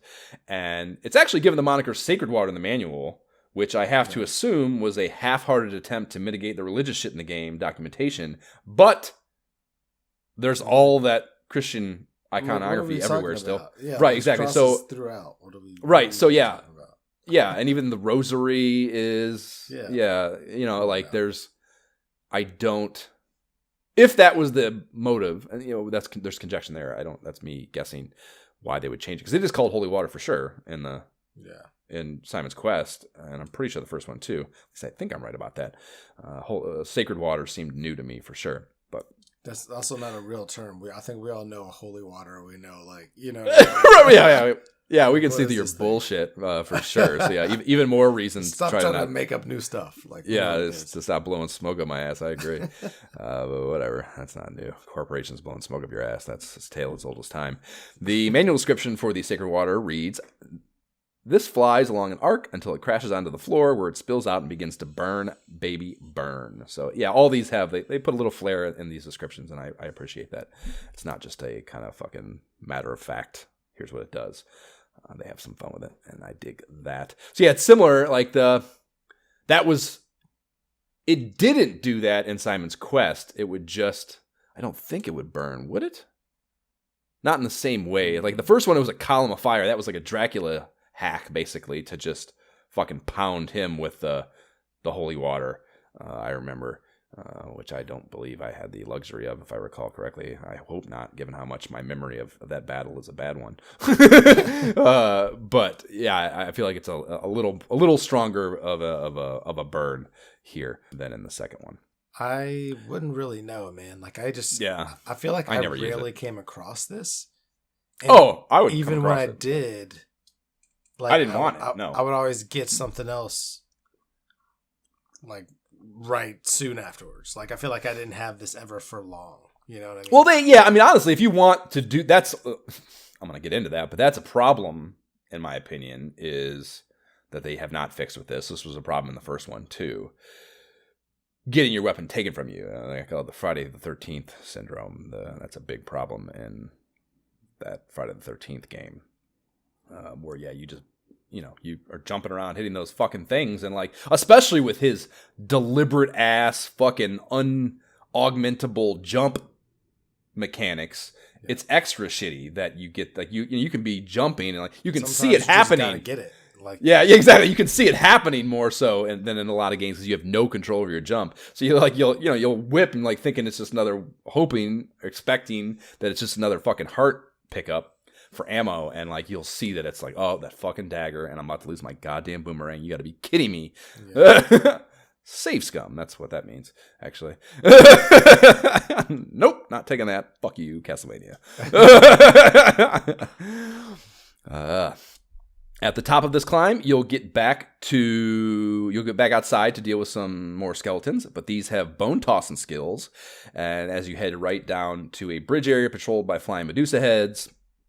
And this leads to the big wooden door and Route 1-3, and you can get your first time-freezing pocket watch here too, which does replace your weapon in the item window when you pick it up, which I did not expect. I assumed this would be just a thing you grab and it's a one-time whatever, but it's actually a usable item you can use over and over for ammo, and I think that's a change too. I believe this was something you could get in the first game to freeze the screen, but I don't remember it being a weapon like this that you could implement at will, And it's, I'm not sure how I feel about it. It is, I remember using it later in the game on one of those auto scroll segments, and clutch, awesome to have, to be able to lock the shit fucking with you while you're trying to work your way through a fucked up area, whenever some shit's about to happen to you, So that's cool, but losing my weapon sucks.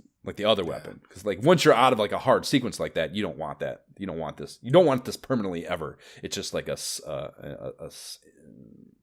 intermittent moment that it might be truly helpful. So yeah, that's kind of how I felt. I definitely had a couple moments where I was like, oh yeah, I got to go back and I'm gonna get that to get through this specific part. But otherwise, it's I didn't want that by default. Right. 1-3 starts out with a long stretch where you're being mobbed from both sides by mummies. I'm guessing those are anyways.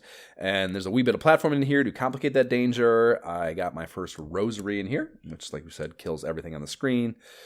smart bomb from Gunsmoke, thinking back to like it's funny, like we this far into doing this podcast, I really start drawing like there's like a root moment where we first encounter something like this, and that's what I think of item pickups as in every game thereafter. Like every kill everything on the screen pickup will always be the smart bomb and Gunsmoke, which that was before your pod time, so you probably never even played that game. But yeah, there's like which doesn't at all fit into the lore of that game, and maybe that's why I think of that one. Maybe there was one before that even, but because it's like a Wild West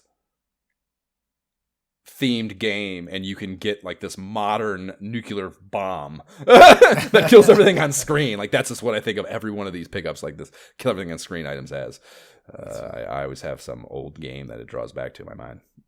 And yes, you get your first battle axe here too. The manual description for that is the battle axe flies through the air along an arc. This is a very powerful item. I concur, and this is definitely a throwback. I think the boomerang is the same exact two from the first game. So yeah, they are really bringing back the exact same weapon set for Trevor, I think, that we got in the first game. And it is really just oscillating between what's most advantageous for what I'm trying to do here, between this and the boomerang and which weapon you want to have. Like this obviously flies at that heightened arc, so it's super helpful if you're doing a climb. You can kill things on the next level, and that's clutch. The boomerang is a straightforward thing, but it flies back and it does a shit ton of damage. So it just depends what you're trying to navigate, I think, which one of those is better. But otherwise, they're kind of an equal footing weapon. Downstairs from there, you can bang through some bricks. On the left, you find your first werewolf leg on the wall for a little life gauge pick-me-up. And heading right, you'll deal with some of the little monkey hunchback fuckers that hop around real fast, and they're callback from the previous games. These fucking things suck, Those things, yeah. You gotta catch them the right way before they get exactly, yeah. Basically, at the beginning of their animation, if they get going, you're fucked, So yeah, they're a very annoying enemy, and they're always paired with something too that you got to deal with. I think maybe here they're not, just as introduction to them, so you can see their movement pattern and stuff, but generally speaking, they're always paired with some shit that's not optimal. Yeah.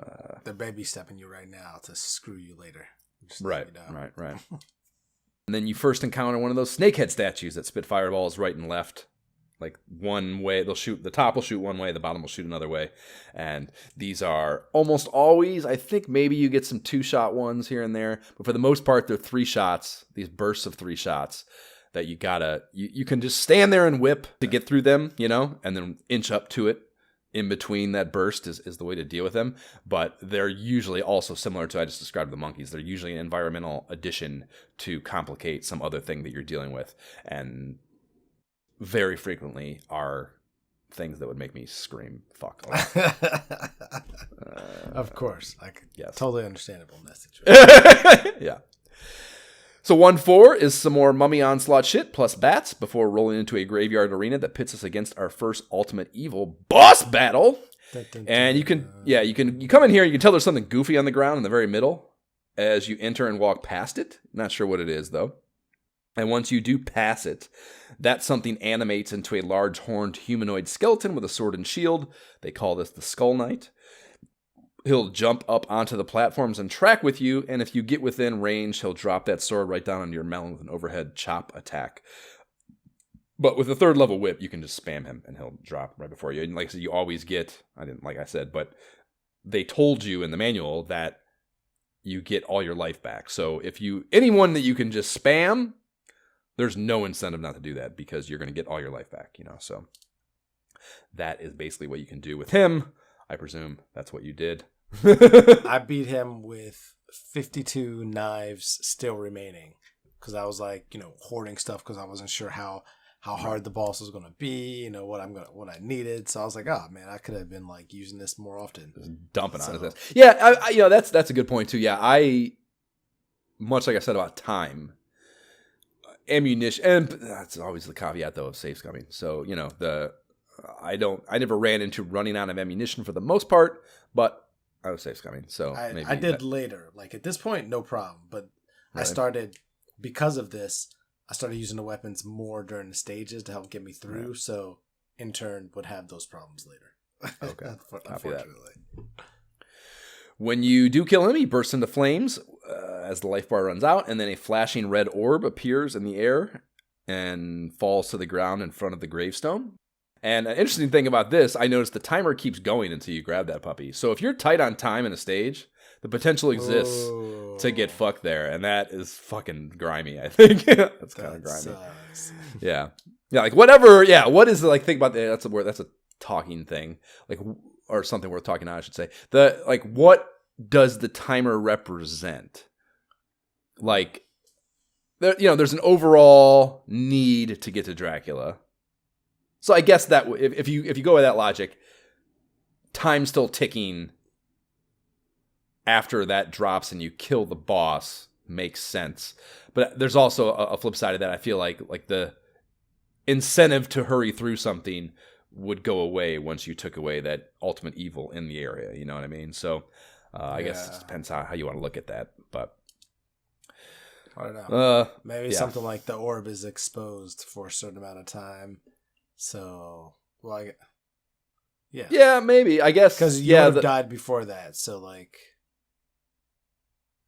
I don't know. Maybe if the orb is exposed after a certain amount of time, like it's going to naturally, I don't know, create some sort of due to the elements or I don't know, some kind of something. Right. It becomes unstable. Right. Yeah, that's true. Yeah, and it never really does explain what it replenishes your life, obviously, but that's not. Like that's a behind the curtain mechanic theoretically for what's happening in the game story, So yeah,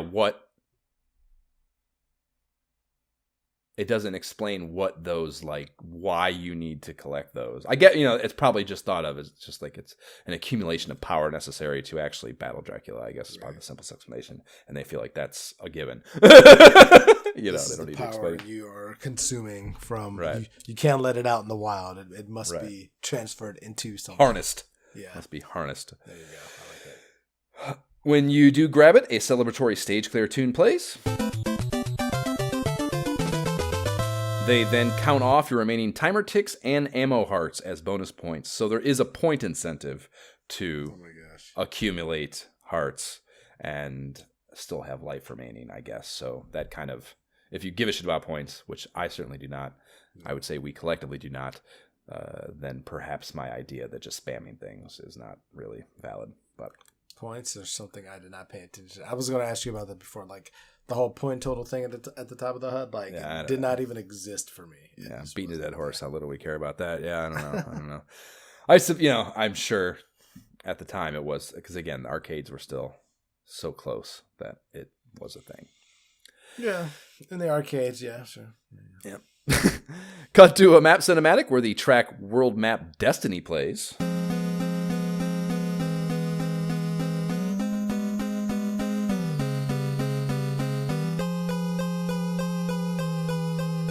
An awesome sepia-toned weathered map of the castle and surrounding area fades in. That one we did that lengthy math problem with a little bit ago.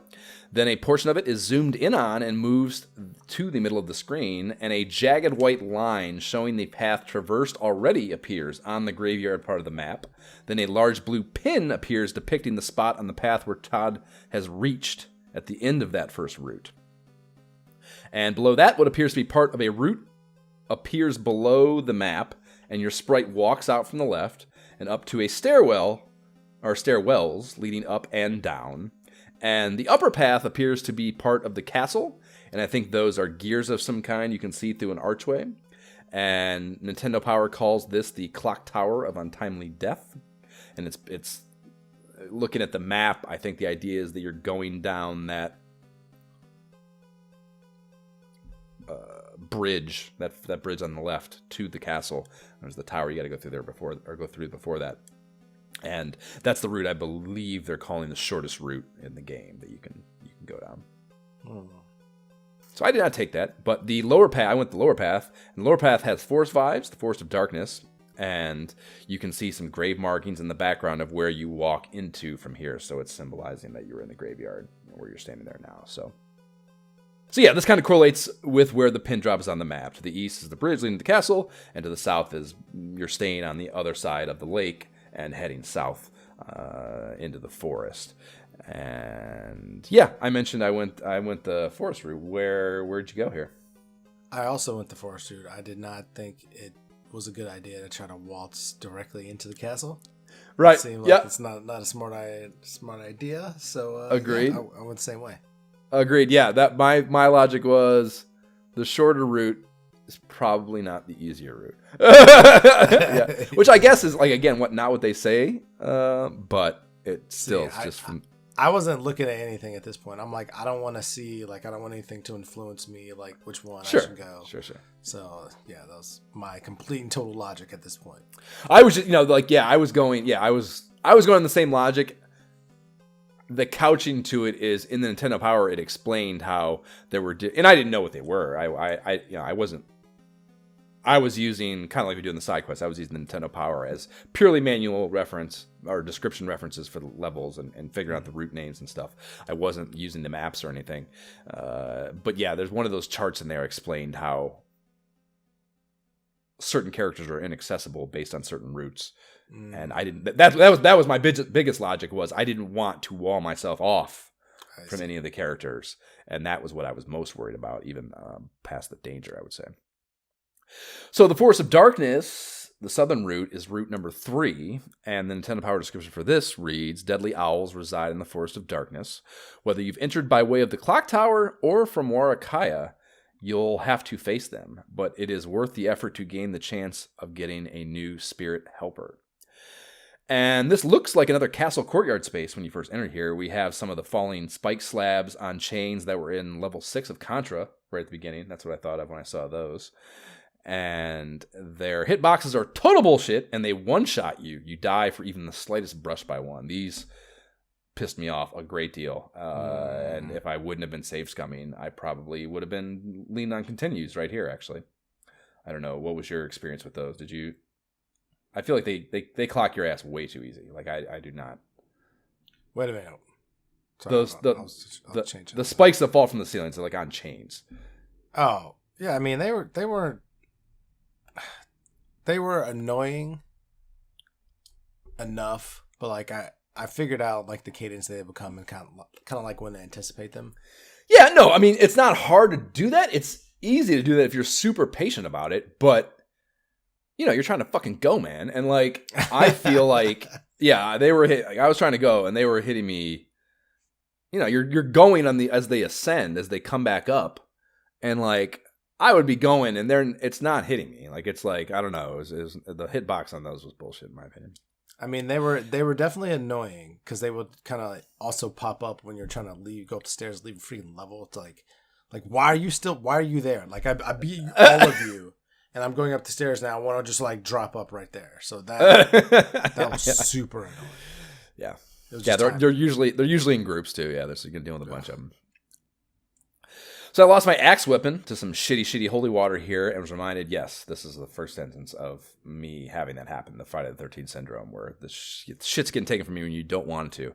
And you just have to be so careful about whacking at candles and shit. And that's, I don't know, that's it's just a dumb bit of friction that I don't think we needed here. And I don't know how you fix it, I guess. There should be, I don't know. What you could have done is have the weapons fall. Like they should have had a moment of invulnerability. That's the solution. They should have had a moment of invulnerability or like unpick up ability to them if they're a weapon. You know what I mean? Like, yes, have the hearts. Obviously, there's no reason to not want those or any of the other pickups, the one use items. But weapons should have fell to the ground. And even if you fall on top of them, there should be a moment of not getting it, for you to discern what it is and then make that choice. Yeah. You could even make it like once you have to get off it and then back onto it entirely. You know what I mean? Before you pick it up, I think would have been the solution there because it fucking sucks. And playing on OG hardware, I don't know how many times I would have been fucking irate about getting downgraded weapon wise, in a moment when you absolutely need the thing that you lost. I pretty much just played as like whatever weapon I'm going to get, this is what I'm going to get. So I was just kind of like, okay. I just kind of like went with it each time. Unless I like died and had to go back and then I had to make that choice. Like, all right, I may jump over that one. I may just pass that one by. I mean, early on, yes, I rolled with it here. You get the boomerang a few beats later, thankfully. But generally speaking, I did not get far into this game just as a disclaimer before I start saying, fuck this video game, I'm saving, and any bullshit you pull, I am fucking loading and fuck off. I'm too old for fucking being this miserable for this long. So yeah, I got the Banshee Boomerang, and the description for that is, it flies straight through the air with the greatest of ease. When it reaches the end of its path, it will come flying back. Though it moves slowly, the Banshee Boomerang is very powerful. And then in a parenthetical, it puts, Banshee Fever, catch it. So continuing to have fun there. Banshee Fever, all right. Yeah. And it is a very clutch acquisition indeed. Once you reach the top of a climb, you pass through a gauntlet of owls popping out of the trees, and they are a biatch to get the timing down on. So just being able to whip that fucking thing out there and catch them coming or going is critical to getting through that, in my opinion. It's interesting that we're in World 3 now. Like, we went from 1 to 3. We just skip over it, right? Exactly. I mean, yeah, but that's the whole game is that way, for the most part. And it gets, I don't know, It's confusing. But yeah, we'll talk about that. They like add letters and shit at one point. It gets fucking really goofy. So yeah, with those the owls, like you're going in, they like their eyes appear.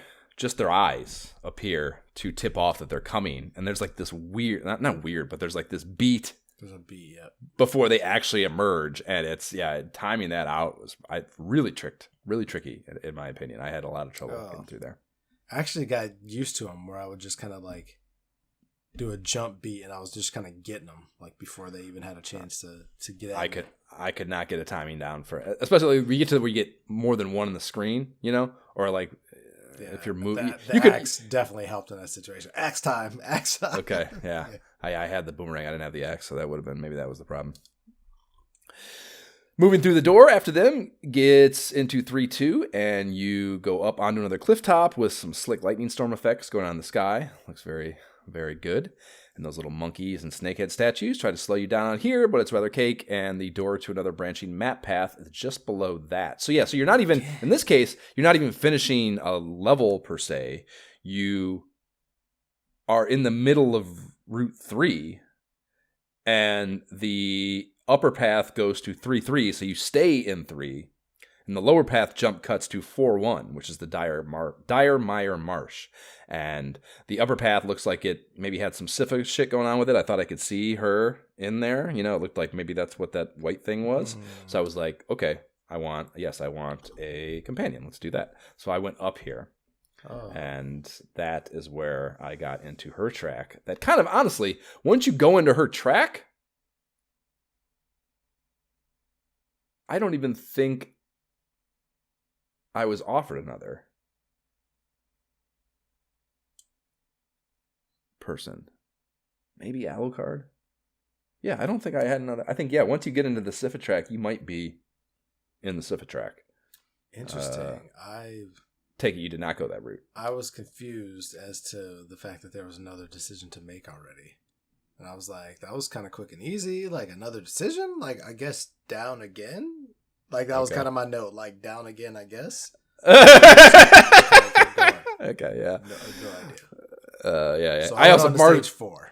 Okay, copy that. So now we're on Divergent Paths here. So yeah, I don't even know how to. Okay, so I wonder if we're ever gonna. We'll eventually get back on the same track, I guess. Obviously, once we get into the castle, but yeah, 3-3 sends you into this floating jellyfish area. They explode into 4 little mini jellies when you kill them, and these are a huge pain in the ass. They're reminiscent of like the fucking bloopers in Mario 3, with the thing circling them, just a fucking huge pain in the ass. You gotta like get them all in one clump and get them at that one shot. If you let them kind of disperse, they get to be a huge problem. And then 3-4 has a number of spiders that can drop down from above and pop off flying mini spiders upstairs before heading down to the level below for a boss battle with the Cyclops. So I guess I'll just finish that, and you can talk about 4. That's probably the best way to do this. So this cat, the Cyclops, has a huge hammer. I'm guessing he'll try to split your dome piece with, but I never saw it in action, so I couldn't tell you for sure. It wasn't hard to come up with a cheese tactic for this boss battle. There's like, you go into this arena, and there's these 2 blocks to the left and right that put you just above his hitbox. even when he's passing directly below you, he could walk through the blocks, but he still passed below you. So you could just wait for him to walk out to the middle of the screen, then inch forward and drop down to another layer of blocks off the ground, but a little bit lower, and then hit him as he's walking back, and then jump back up on top of the ones that are a little bit higher as he actually gets to you, you know. So I was able to just completely disperse this fucker without any threat whatsoever. And he dies, same flame animation, and then Sypha animates from a statue in the background, floats down to ground level. Then she and Todd run to opposite edges of the battle arena in a oddly well-choreographed dance before getting into a bit of conversation. And she says, or he says in this case, still, "Thanks for helping me. I'm Sypha, the vampire hunter. I will follow you if you need my help." And then you get a prompt. What will you do? And it says, will you take him with you or leave him behind? And selecting take reads, I hope a magic spirit will give us the power. And then the two of them then meet in the middle, shake hands. Pretty funny little animation. I enjoyed a great deal, actually. And then they head off screen right. And the Nintendo Power description for Sypha reads, long thought dead by the people, Sypha was actually captured by the Cyclops and then turned into a statue. We already know that. That was in the manual lore. And then back to the map screen, they go together. And a ship appears in the water surrounding Drax's castle, just off the shore where Sypha was. And we are now doing some seafaring. So I got to basically hop in a ship and sail to the other tower that kind of, it's isolated as an island out in the middle of the lake. It doesn't appear that there's a route to it from the land. Wait a minute. And so what stage is this for you? Again? So this is 3-3 and 3-4 basically. 3-3 and 3-4. So after 3-4, that's what the option. And again, it's not an option. You just do it. You know what I mean? There's no choice to be made. Right. So that's what happened when I went up there. What did 4 feel like? So 4, it was tough. Like I immediately was thinking, okay, this feels like it's the hard path. Like I took a quick look at a walkthrough to kind of confirm. So like I at this point went back to look at that Nintendo Power. What was it? Nintendo Power 18 to try to see like, am I on that like apprentice path? Am I on the master's path? But interestingly enough, like the only one that mentions 4 is the apprentice path. So I'm like, I don't understand, but I'm on stage 4 right now. So here we go. Either way, it was freaking hard. Okay. But you know, it was hard to me. It felt like it was kind of long, and I guess because coming from stage 3, I didn't really fight a boss. You know, I kind of just cut, and now I'm on 4. It just kind of felt like I should be fighting a boss soon. So then 4-3, I get to the end, and like there's a giant bat, and this bat boss starts kind of like, we see it later, starts splitting, just splitting. And I beat it on the first try though, so not really too bad. Like I was down to 3 health, so it did some damage to me, but I did beat it on the first try. I had hella weapons, so I definitely did not need the 78 additional boomerangs that I had at that point. Okay. But yeah, I did that pretty much. And so is that Alucard? No, not at all. This is just me, Trevor. That's why I was like, wait, what stage did you get Sif on? Because I'm at this point, I've beaten stage 4, going on to stage 5, and my first thought was, so when the hell am I getting a companion? Yeah. Oh yeah, that was like I said, my whole incentive was, yes, get me a companion stat. So that's how I ended up there. Okay, so and then from 4, you go to where? So from 4, you go to 5. So I'm on stage 5-1 next. And that is what? I guess we gotta look at the fucking Nintendo Power. I'm in the Diremire Marsh. Well, Route, that's 4-1 though. Oh. So yeah, it's the routes in here do not match up with the numbers. Oh yeah. Route 6 is 5. That's what I mean. It's a fucking nightmare. It's the lost son of Dracula. So now this is getting you to Alucard, I presume. Yep, that's it. So yeah, the voyage into the underworld continues with the Diremire far behind. Although the caves of Route 6 look more civilized and man-made, they are the home of many horrors, including Dracula's lost son, Alucard. So and there's 6 parts to this, so that's long as fuck. It was freaking long, man. After a long battle with the vampire, I got Alucard. So it was, Okay. I was pretty excited that. What were his mechanics? The boss battle. So he, if I remember correctly, he had 2 phases.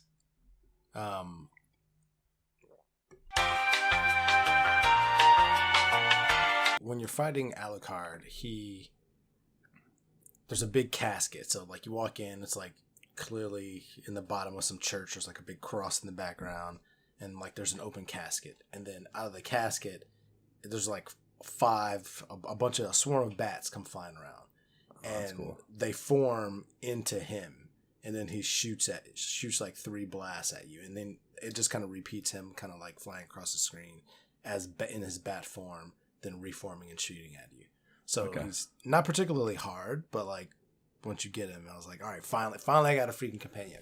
But then sounds like a cool show. Yeah, I mean the thing is though, this is stage 5-5, and I remember when going through my notes, there's still 5, 6, and 5, 7. So I'm still on stage 5 after this. So it's like a weird imbalance. Oh, no like there's so much level. I feel like that I'm going. There's so much level. Yeah. So much game.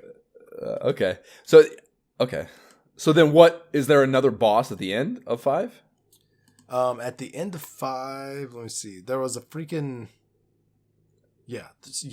So there was definitely a freaking Skull Knight, and I was that same one from the first level.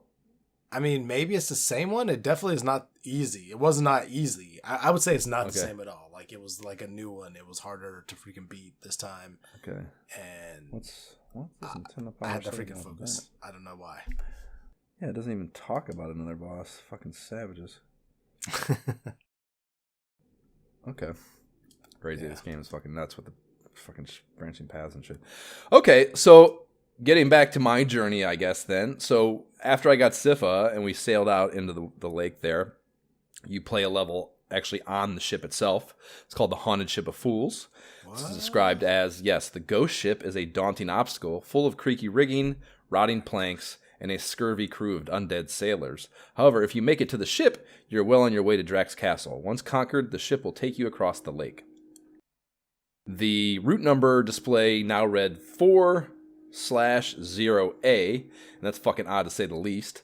And yes, we are on a pirate ship. So Sypha is now visible on the right side of the HUD. So I immediately look, let's check this shit out. Hit select, check that. And you get a pretty cool animation. I like the transition animation. It's like this kind of, I think it's properly representative of morphing into another vampire hunter spirit. And the counter stops until it's over. So that's a nice little nuance. You can seemingly do this as much as you want, back and forth between the two of them, and there's no penalty at all to doing so. Everything freezes while it happens to enemy-wise. Nice. Yeah. And doesn't cost any hearts, which I thought might be the case as well. Mm-hmm. So when you go back to Trevor, I was pleased that this was the case. When you go back to Trevor, the weapon, whip power, everything that was going on with him prior to the change is the same too. So again, there's just no penalty whatsoever to changing back and forth, which was nice. So her main weapon, Sypha's, is the Warwickaya staff, and the description of this is Sypha uses his Warwickaya staff to attack enemies. The power of the staff can never be increased, so there's no levels to this as there is with the whip. And the attack range on this is a severe downgrade from the whip. So, really? Yeah, it's interesting how much I was incentivized and when I chose to implement the change, because there's no advantage to her mobility wise. The jump is the same shitty jump. You just don't have the attack range. So normally there's really not a lot of reason to navigate levels as Sypha, in my opinion. Mm-hmm. The big battles, boss battles, you can get a huge upgrade particularly with the lightning spell that we'll get into later. But she's got 3 war items. They're all spells. There's a fire, a freeze, and a lightning. And the lightning, it's like 3 orbs. It's not. I don't really. I don't know. Did not. I feel like they should have called it something else. Lightning didn't seem right to me as a way to describe that spell, what it did. But it was very devastating either way. So you immediately get the flame, and it's like there's a cool chart in Nintendo Power showing this. too, but each of the weapons that Trevor picks up correspond to things that the other characters get as pickups too. So, and this is reliable. So it's not helpful if you're not safe scumming, but if you are safe scumming, if you hit something and it's a certain weapon if you hit a candle and it's a certain weapon of Trevor's, if you were to hit that same candle as Sypha or Grant, this is less applicable to Alucard because he doesn't have any weapons, but every time you hit that candle as Sypha, it's going to be the one that corresponds to that weapon. So basically, if I hit a fucking thing and it turns into a boomerang, I know that it'll be a lightning spell if I hit it with Sypha. So if I want the lightning spell for Sypha and I don't have it for her yet, and I see a boomerang, and I don't need the boomerang for Trevor, because I already have either the weapon I want or the boomerang, same thing I guess, can load and come back to that spot as Sypha, and I'm going to get the lightning spell for sure, So that is an interesting strategy for safe scummers about going through the upgrade tree for the ancillary characters, I thought. But yeah, I got the flames immediately with this, and the flames they're described as are very powerful as they annihilate everything in their path, and it's a burst of flames that they go I'd say about a quarter of the screen's worth of reach straight ahead from the top half of her sprite. Like it's like a column of fire that's about half of the sprite that goes straight forward for a quarter of screen. So good. And it's probably, honestly what it does is it probably gives her the range of the whip is a good way to describe it. It's essentially a whip attack. Maybe it's more powerful. I don't know the math of that, but just as far as like actual reach and the way it employs, it's very similar to a whip attack. So that's kind of getting acquainted with her. But yeah, I almost immediately switched back to Trevor because I was just like, my common attack, unless I just want to cook through ammunition, my common attack sucks with her. So, there's not a lot of reason to be here. And that's kind of a bummer, that you want to just play as Trevor for so much of it. But later on, I would feel much better about it because some of the boss battles, I don't even know how I would have done them without her. So, funny you should say that. I kind of had a similar experience with Alucard. So I got him, and I'm like, oh, okay. I changed to him immediately, and I'm like, all right, I'm going to check it out. And I realized, they jump the same. Like, obviously, at this point, I did not have the actual manual, so I didn't even see that I could change it to a bat. Didn't know that. So I'm just, jumping the same. What is the mechanic? What is the control input for changing it? Is it just up and B? Or it's, down and B or something. It's, the opposite of, using the weapon. Okay. So good on them for getting a solution. So I was trying stuff to see what would happen. You never just accidentally changed it into a bat? It never happened no, from the didn't even really? I think later I may have accidentally done it, and then I was just like, whoa. What and that at that point I was like, I need to look this up, what's going on. And I think I shortly thereafter found the manual and all that kind of stuff. But but at this point I didn't know that. I was just jumping around with the same jumping ability as Trevor. And at first, his little blast, his ball of destruction is just a short little blast. And I'm like, this offers me no advantage. So I swat back and ended up playing with Trevor most of the time. But then later, once I realized that I kind of did a similar test where I was like, all right, what weapon will this be? What weapon does Trevor have? And even if Trevor could be on any weapon, but if I was on my beginning ball of destruction level with Alucard, what would normally be a heart would his attack scales up. You can get power-ups to it? It would scale up. So instead of just that short blast in front of you, it would be a longer blast in 3 directions that goes half the screen. So that became a lot more useful later on in boss battles. Yeah, that's the lightning. It's a little better in the sense that it's got a homing deal going on. Once they do his home is the thing you're describing. Does it home? No. It's just straight path. Yeah, just straight in 45 degrees and straight up forward. Yeah, hers is a homing deal. So even if it like misses on the first pass, it'll yeah, dude, I don't even know. I can't even tell you how fucking clutch it was for some of those later battles. Okay, well, on the ship here, down below deck, you encounter some skeleton swordsmen, and it was my first time getting fucked by going upstairs when I actually wanted to fire off my war item, so that's where this started in level 4, I guess, for me. And it feels really, really bad when it happens, and I don't know if there's another thing in any of these old games where I felt more justified in saves coming. You know what I mean? Like, it's just such bullshit when it like it can just, it's amazing how bad it can fuck you. There were so many times I would just fall down trying to just, and I'm like, are you freaking kidding me? Like, I just went off the edge. Like, this is right. That is my next note, literally, dude, that you can like, you can just walk off. The ones that like go and there's like, they're over a pit, I guess technically is what that equates to.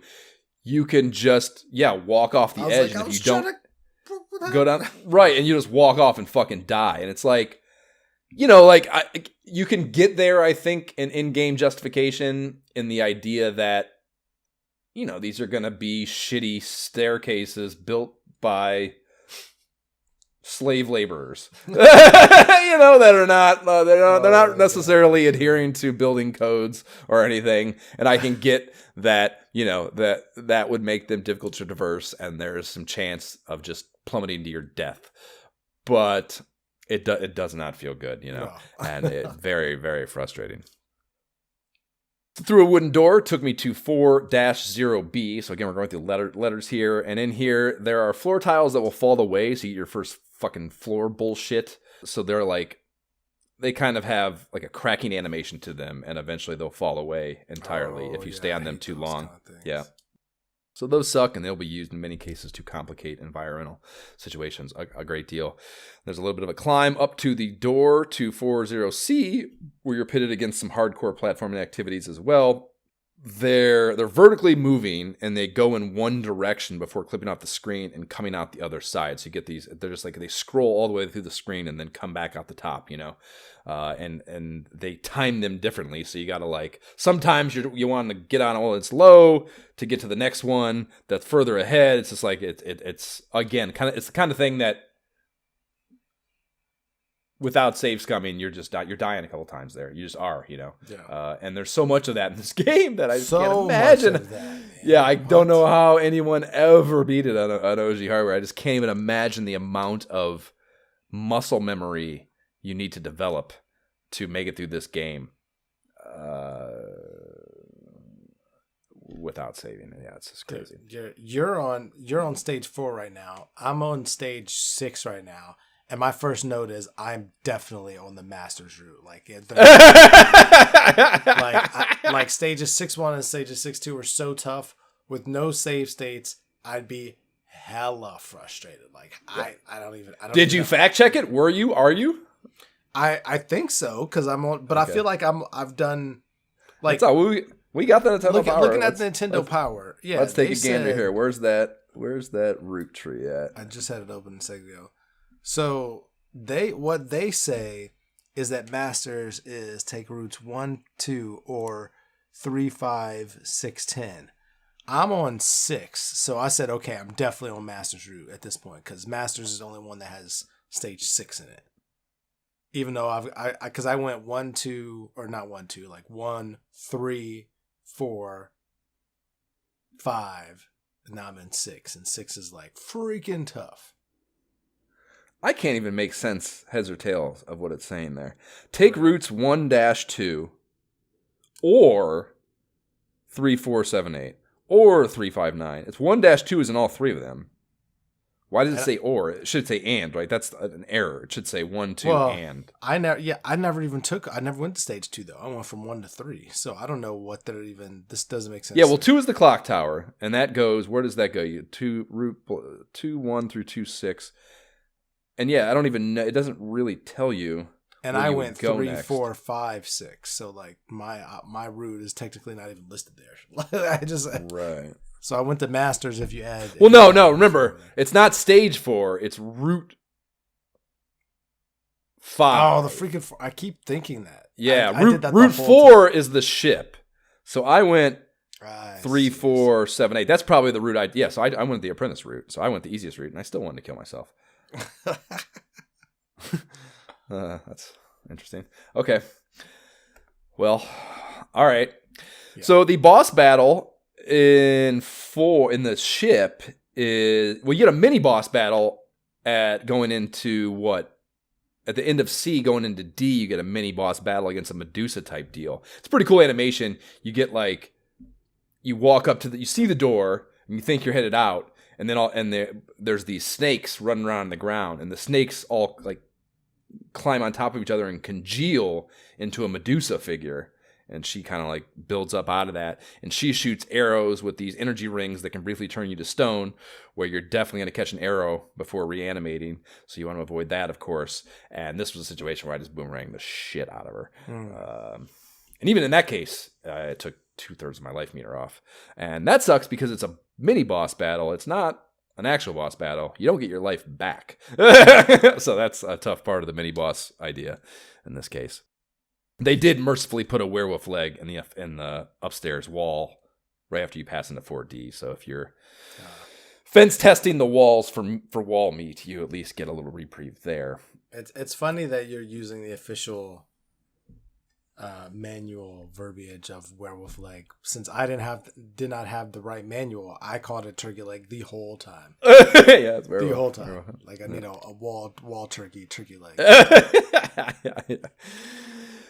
So the final boss area is in E, so the 5th leg of level 4 here, and it's a little bit of some shit to get there. They got these goddamn birds combined with platforming, those fucking ravens. You have like just you have no shot to tactfully battle with them because of how constrained the space is. So it's one of those situations where you're just running and you need to time your running, especially the parts with the stairs, in a way that's going to avoid their flight path, and it's just brutally frustrating because it doesn't feel like there's a get good solution. You know what I mean? And that doesn't feel good to me. It is just muscle memory and knowing what they're going to do, and that's crazy. That's crazy that there's, and I'm sure whatever that is though. It's just muscle memory. I was going to say I'm sure there's some way of getting. I guess if you really internalize their flight patterns and you got a real good feel for what they could be, just looking at them would tell you what your options are. And you could get good at that in a way that's not just memorizing exactly what they're going to do. But, man, just tough. The boss battle arena itself in this case is one of the cooler ones, I would say. It's a couple of sarcophagi straddling a stone bowl or altar or something in the middle.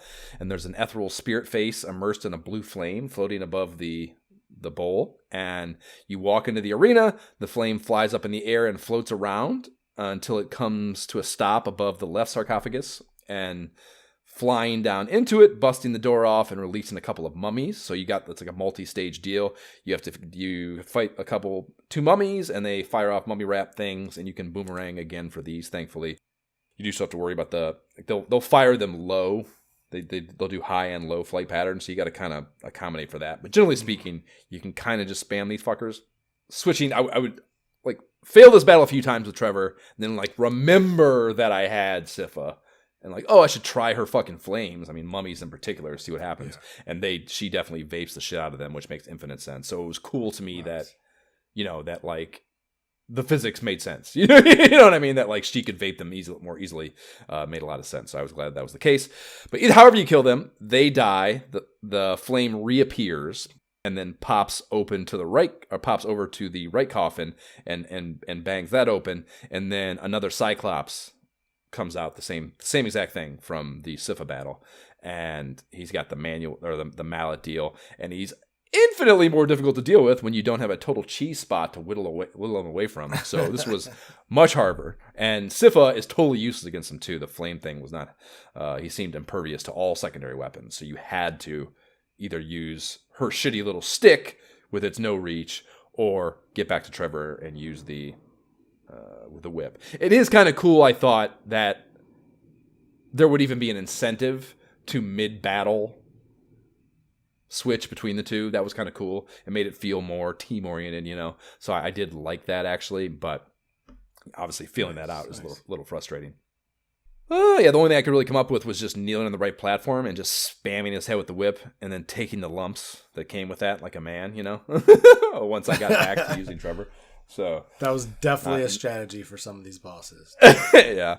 The Cyclops does the usual burst into flames deal once you empty his meter, and they try to get one last fuck you in here too. When he dies, he bursts into, or he goes back to the blue flame, and then the blue flame bursts into like this fucking 8-direction explosion that it didn't hit me, but it sure looks like it can hit you and kill you. Harking back to that fucking Super Mario Brothers 3 being able to die thing, jumping in the pit, basically beat the boss and then still die. It would just be, especially in this game, Jesus Christ. Oh my God. Can you even imagine? Wow. No. So beat that, back to the map. The pirate ship animates and sails towards the tower to the right of the castle. And again, no decision to be made here. Todd and Sypha just trucked right along below the map and into the next route. So yeah, I don't think I had another decision tree situation the rest of the game. Which kind of surprised me. I thought that would be for all routes, that it would be a more prominent part of the game, Yeah. So that took me into the Tower of Terror, Cursed Castle Tower of Terror. So I'm actually entering the castle, kind of. So you're down below the castle in a cave, right? That's what's going on in 6 there, where you get Alucard. Where did you move to from that? So that was pretty miserable. And then after that, I moved on from stage 6 to stage 7. So in stage 6, there was like a Frankenstein's monster. He was pretty easy to beat. Took me like 2 tries. Not a problem. He just stomping, stuff falling from the ceiling.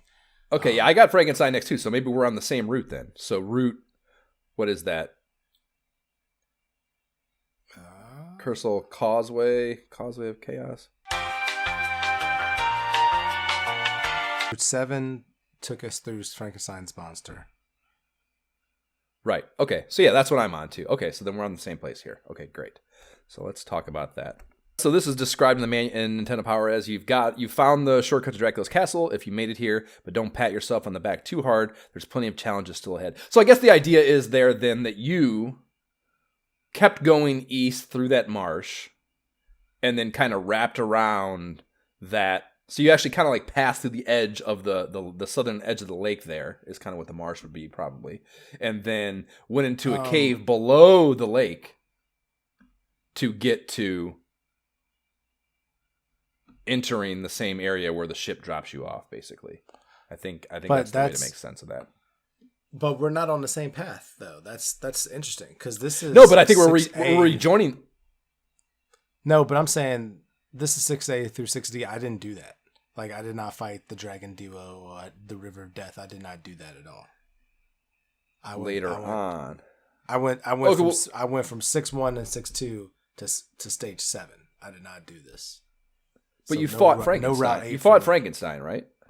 I did fight Frankenstein, but then I went to stage 7, which is stage. Got to be careful with the fucking. Got to be real careful with the terminology. I know, I'm looking. I'm trying to see like route or is.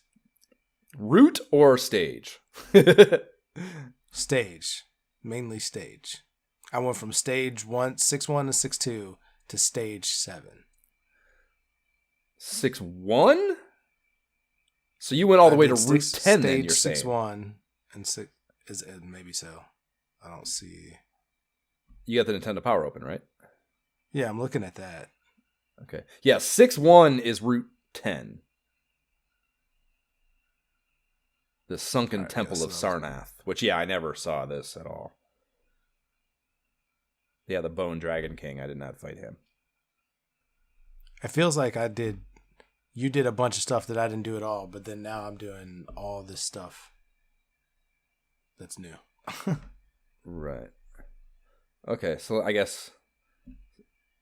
So I'll talk about, so I went... Very interesting. Yeah, so I guess we'll get to your next... You're saying you went from Alucard straight to 6-1, right? That's what you're saying?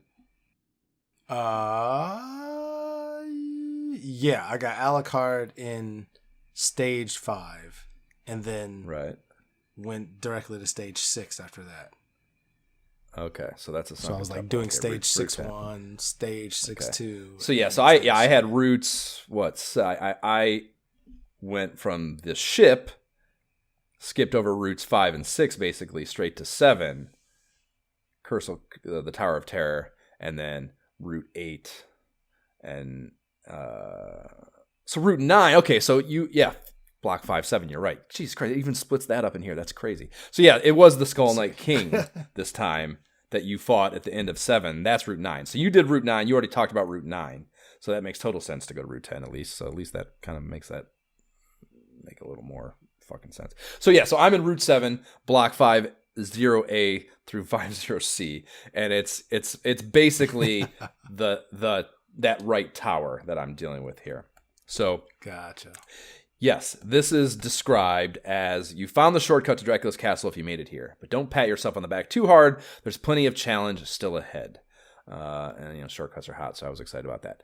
So yeah, I guess Todd had technically infiltrated Drax's castle at this point, but I really think that's a technicality. The main castle is Cursed Castle in my book. These towers out in the bay are merely defensive fortifications for said castle. I think that's a delineation that they're not making here that should be. But the climb through 50A had its challenges. There's a long stair climb, and there are gargoyles with this sine wave flight pattern. And did you fucking have to deal with these at all? Yeah, they're later on. Those full yellow gargoyles that fly with the sine wave deal. Oh my gosh. Yeah, like fuck those things, right? Oh my god, fuck those things. The axes worked well on them. Like I could axe them.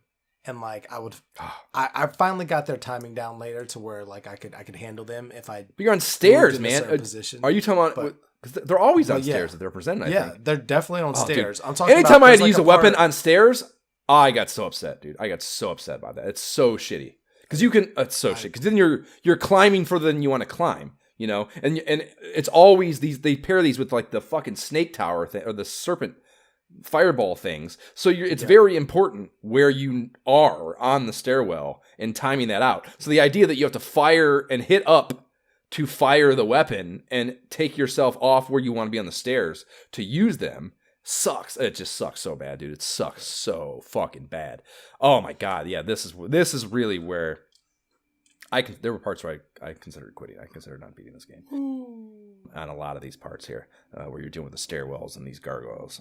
So fucking just brutal shit. There are definitely parts where I learned I had to climb all the way to the top of like said platform to avoid them. Like that positioning was better. I could either go over, like it would go under me completely, or I would be able to easily hit it with my weapon versus like stopping where I was stopping before. Obviously that was not every time. Sometimes you just had to hit it as you were on this freaking stairs. But yeah. Or you just had to take a bunch of lumps. There's no way to avoid is what I was doing. In those cases. I mean you could work it out. I feel like eventually. Like depending on the weapon you had, you could work it out. I use that axe less. The boomerang was definitely much more my go-to because that more calculable flight pattern. Even though yes, you couldn't. I understand the advantages of being able to shoot up. I mean, the axe is good too. I mean, the axe is definitely good too. Or not, I keep saying the axe. The cross is definitely good too because I mean, you have that direct flight pattern, so it's right. But then you have to be on the. Yeah, there's definitely give and take with both of them. As long as you're not on like the edge of like going from off the step to on the step, like if you're in that area, then you're kind of screwed. You need to be firmly on the steps or like firmly on the ground, not like in the area where you could be going up or down. Right. There's a lot of stairwells in the game. The second area of this has some new mechanics, one of which really catches you by surprise. The first, right when you walk through the door, is some new enemies that remind me of the electrode things that orbit the surface of platforms in Mario 2. They circle the surface area of the platform, top and bottom. You got to kind of time out jumping between them. And the second is an incremental vertical auto scroll that kicks in once you get into the stairwell and platforming climb, populated by plotting knights that take a couple of whip cracks to kill. So yes, the first auto scroll situation. And it's funny too because it's not like a smooth scroll. It's these incremental. Oh, it's choppy, yeah. Right, which is weird. I kind of applaud them for the uniqueness of it. But when it first happened, I didn't even understand. I thought I was doing it. I thought something I was doing that it wasn't just a time thing. So yeah, it really took me off guard when it first happened, and it does this like screen shake thing and rumbling that is a real what the fuck too. So yeah, it was very. Which is to the game's credit that you just like have anything happen where you're just like, what the fuck? Hold on. But not easy. A little complicating for sure. The top 2 floors of this area almost made me break my fucking laptop. It's more of those sine wave gargoyles. And yes, this is where you really have the stair shit going on. And it's just, it's where I really... It was cemented to me that this was still broke. Basically, like, I had that when I first noticed those new mechanics, I was like, oh, okay. So they worked on this and they, like I said, I'll take this out of the 2 situations. It's the better of 2 evils. It's an overall net positive. But here, it's not even a matter of the getting onto them. That's the problem. It's the being stuck to them. Yeah. That you lose so much mobility, and it's lack of responsiveness to even turning. Like if you want to whip attack behind you, it's like a slow turn, it's like, it's just so limiting to your mobility. And there's so much of the environmental hazards that try to capitalize on that. It just feels, yes. And it feels like shit, man. It feels like you're being cheated. And this really, really off-put me. There are a lot of scums on that part. Yeah, for sure. Yeah, I don't want to talk about that anymore. I got my timer down to like one. This is one of the first times that the timer was an issue to me. It got down to like 150ish when I got into here, and I was like, I'm save scumming, so it's one of those situations where I had save scum myself to a point. I was like, oh shit, I might have just fucked myself here. Am I going to be able to get to the end? Because it's 150 timer ticks is not a lot of time, and I was just going into a new area. So I'm like, so much of this was so fucked that I was like, what kind of crazy environmental shit are they going to give me? And how close to fucked am I? So that was a little bit of nerve wracking thing going on. And this area is, it's just another long climb of huge staircases with those serpent head statues at the screen edges. And they require an eternity of dealing with their dog shit stair mechanic stuff. Cause they'll like stack 2 of them in a row, and you need to just sit there and wait. And like knowing that my timer was an issue already, and seeing that was like, oh my God, it's just super dog shit. Yeah, dog shit feeling. And I had a really difficult time through here. It is, they are like, you can time them out, but most of it is just save scumming to get me through this. And they turn the dagger at the top of it. You get near unavoidable crows in the next area at the top of the climb.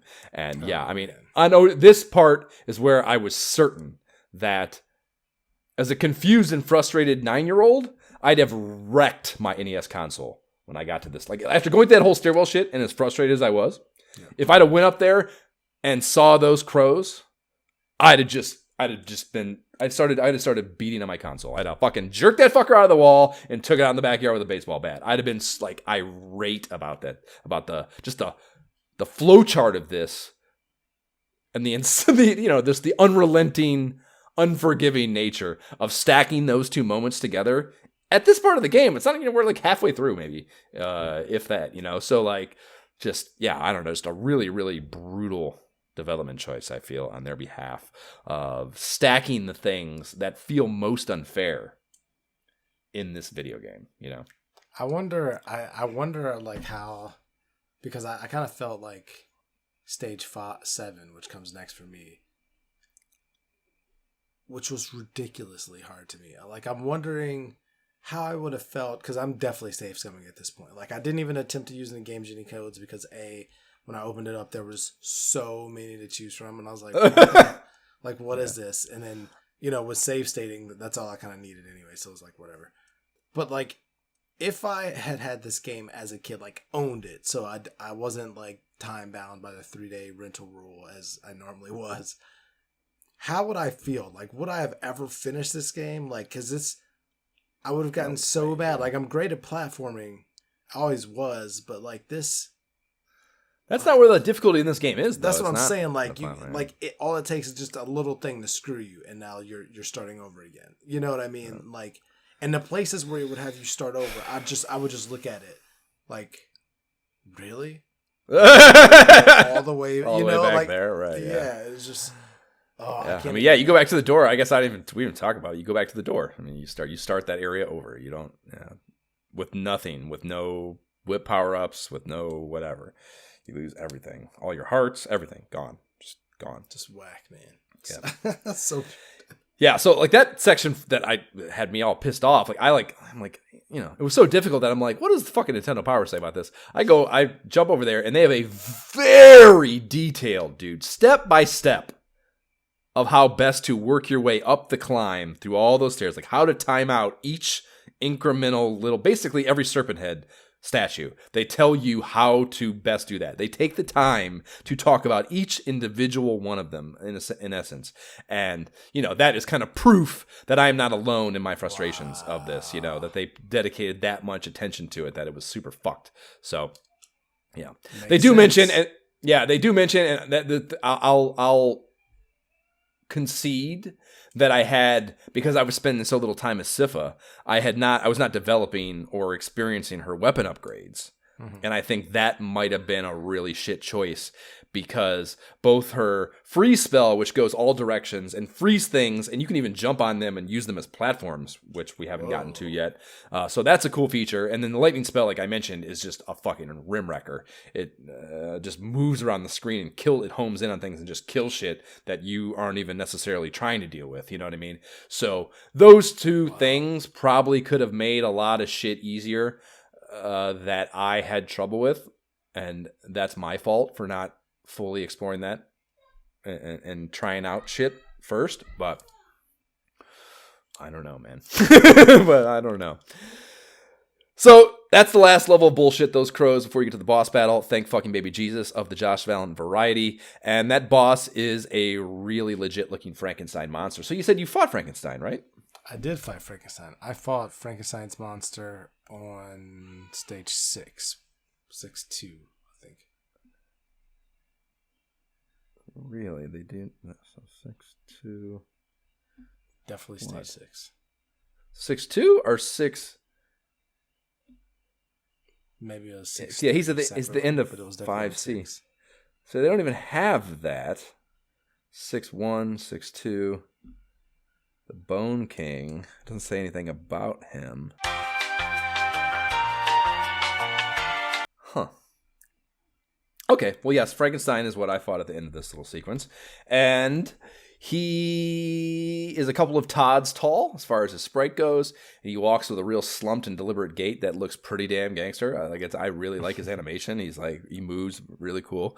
And he can do a stomp that sends a number of blocks falling from the ceiling, as well as chuck a block up at an angle if you try to hide in the corner. And he, hide in the corner and toss an axis is pretty easily. They give you an axe before you get to them, so they will tip you off with that sometimes, and then it's pretty obvious that that's the safest place to be, so you kind of go there inherently and try that. But yeah, he can fire some shit up into that corner if you're not careful and get clocked. So you gotta, even if you want to stand up there and cheese his ass with that, you do still have to be cognizant of that capability and be able to jump and deal with that shit.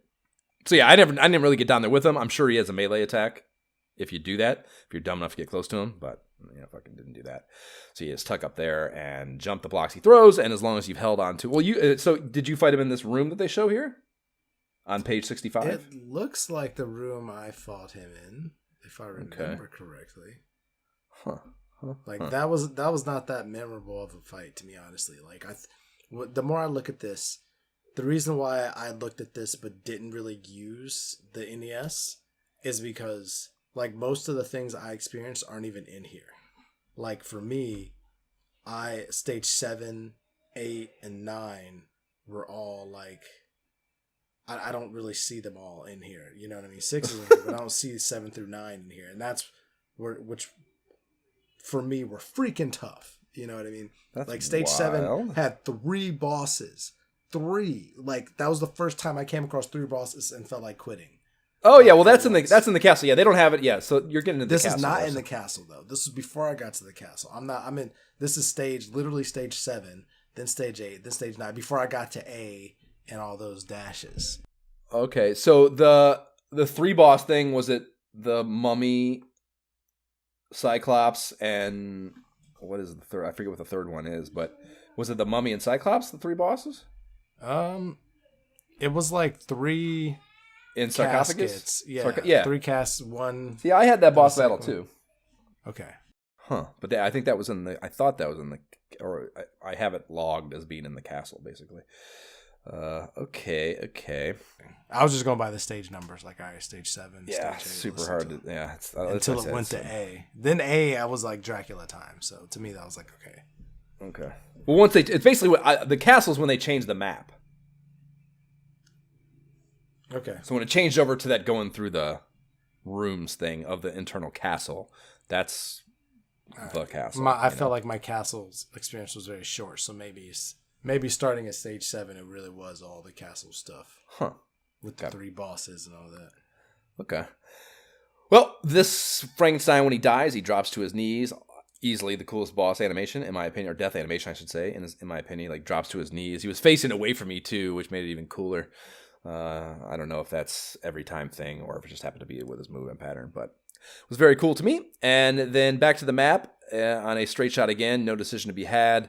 And I was heading from the tower to the main castle, so I was going down that bridge basically on the right tower, and they call this the Causeway of Chaos, Route 8. And that is the stage names are just so damn intense. Like, that's such an intense Konami going so damn hard with the copywriting for this game. The Nintendo Power description for this is from the Tower of Terror stretches an evil bridge to the castle. You must cross the span to Inner Curse Castle, the haunt of evil Count Dracula. Even though you're practically at the door, you still have a long fight ahead of you. And so when you were going through the map, I mean, it shows you those paths with the white lines and stuff. What did your route look like? To me, like, it was confusing. Like, I don't know. Like, I don't even know how to explain it that way. I just know, like, in terms of, like, the stage, the numbers on the stage, in the upper right of the... Right. I'm just curious what the visual would have been that they would have showed you. Like, again, if it just, like, shows you going across... I mean, you have to be going across the lake to get to the castle one way or another. I mean, I just did the same white stage mechanics, but then like... Right, but I'm just curious what that line looked like on the map. Is just what I'd want to know. Oh, yeah, I don't know. No way to recall that, yeah. But yeah, I mean, I just know I went like stage 3, 4, 5, 6, and then 7, 8, 9, and then A. And it was, for me, like, stage 7, like I said, was freaking tough. That's when I bolded the words, yo, this mechanic sucks, pressing up to use your alternate weapon, because like I would do it when I didn't want to do it. And it's also when I learned that Alucard finally has his own upgrade ranks. So I was like, oh, snap. Like I realized, like I said before, that right. Even if I didn't... It's the same problem I had, yeah, just not using them enough to see that stuff, which, Yeah, and even then, like, it was on that stupid boss that turned into 3 when I was like, oh my gosh, like there are 3 of them. It took me so much to beat the boss the first time until, having to just beat him over and over and over until I could do it. I accidentally turned into a bat during that battle because I was dying. And so I was like, let me try Alucard. So I'm like using him, and I somehow accidentally turned into a bat. And I was just like, whoa, what the hell? So like after the battle, I was like, all right, I got to look up like what's going on here. How does that flight mechanic work? I mean, you just change into him and you just move. Like you're just moving your sprite around. Like you can't shoot. You can fly anywhere. There's no attack. Okay. You can't attack. So like it didn't help me to be a bat in that case. In a battle, yeah. I could avoid them shooting at me, but I could attack. So it's kind of like useless for that. Yeah. Yeah, that's tough. Okay. But yeah, okay. I even from there, yeah, because like I know in the manual we have like the double dragon or the dragon bosses and stuff like that coming up. I never fought them. Like for me, it goes from these 3 bosses, to like the Grim Reaper boss who turns into death. Like, yeah, that shit. That's bosses. Yeah. Those are definitely in the castle for sure. Okay, word. So yeah, I mean, I think the dragon thing is my last thing before. Yeah, Route 8 is the dragon duo. So yeah, so Route 8. Yeah, there's not really, honestly, a shit ton to talk about in the levels. They're pretty short. You do have a long stone collapsing bridge sequence that tries to pair that bullshit with those fucking crows, and those are it's a pretty huge pain in the ass. Like the bridge collapses all the way behind you, as you go, so you can't stop and fuck around for anything. But yeah, you go down below that and you get your dragon duo thing, and this was a battle that the disciples on the page were fucking warning us about early on. So I went into this with a little bit of dread. And the description for these dudes is the absence of enemies in this area should be a clue. Yeah, it does have you have a nice boss approach stretch here where it's enemy free, so that builds some tension. That's pretty cool. But in this area should clue you're getting close to a boss type character, and sure enough, a pair of water dragons that make their lair near the gates of Cursed Castle. These fire-breathing serpents rise out of the water and attack in a learnable pattern.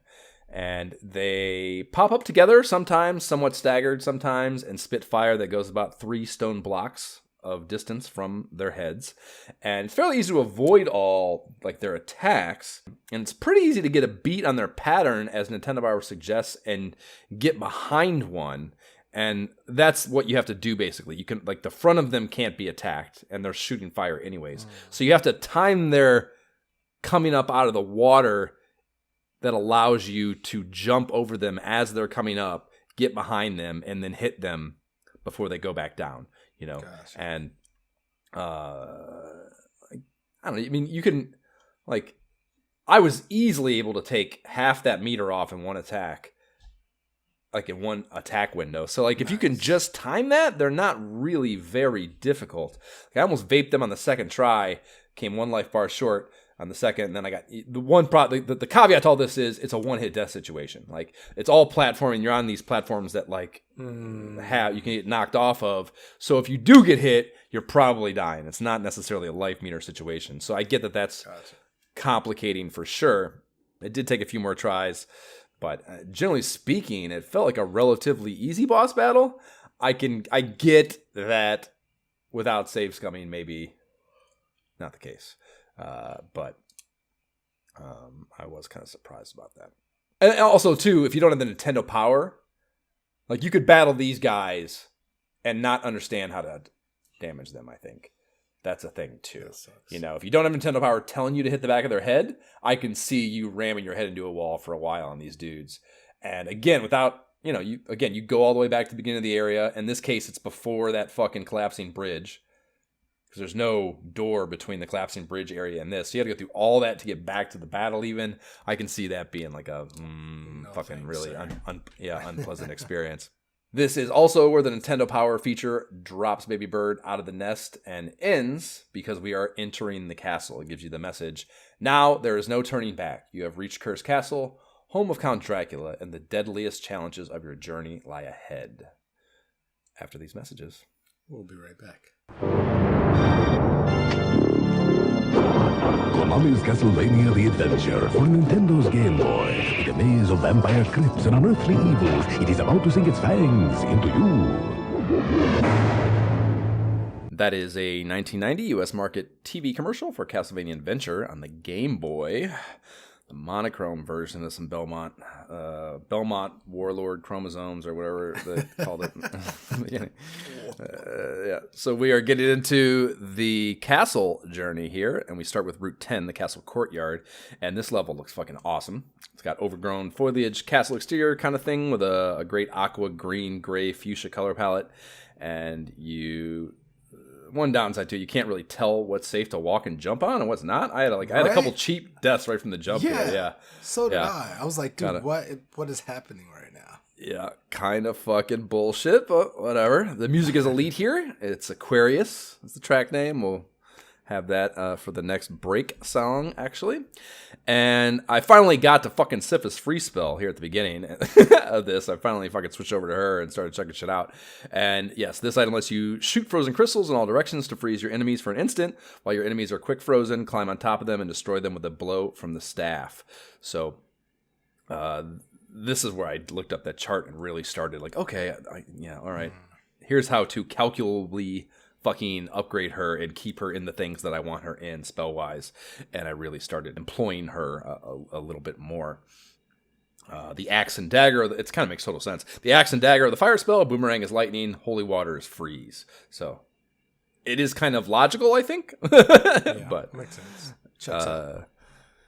you certainly wouldn't assume that there was a direct correlation for each. So they have you pulling out all the stops in this shit show of a level. There's basic serpent statue and Axeman climb in the beginning, then a crossing of the teeter-totter bullshit. They really push you to the limits of your ability to control those things here. These were back in the... They introduced them back in the Haunted Ship of Fools. There was one in the beginning that didn't really even belong there, that had no risk to it, and it was kind of like... I don't know, I felt like it was like a training program or something for what you would see later. Now, it's interesting to me to think about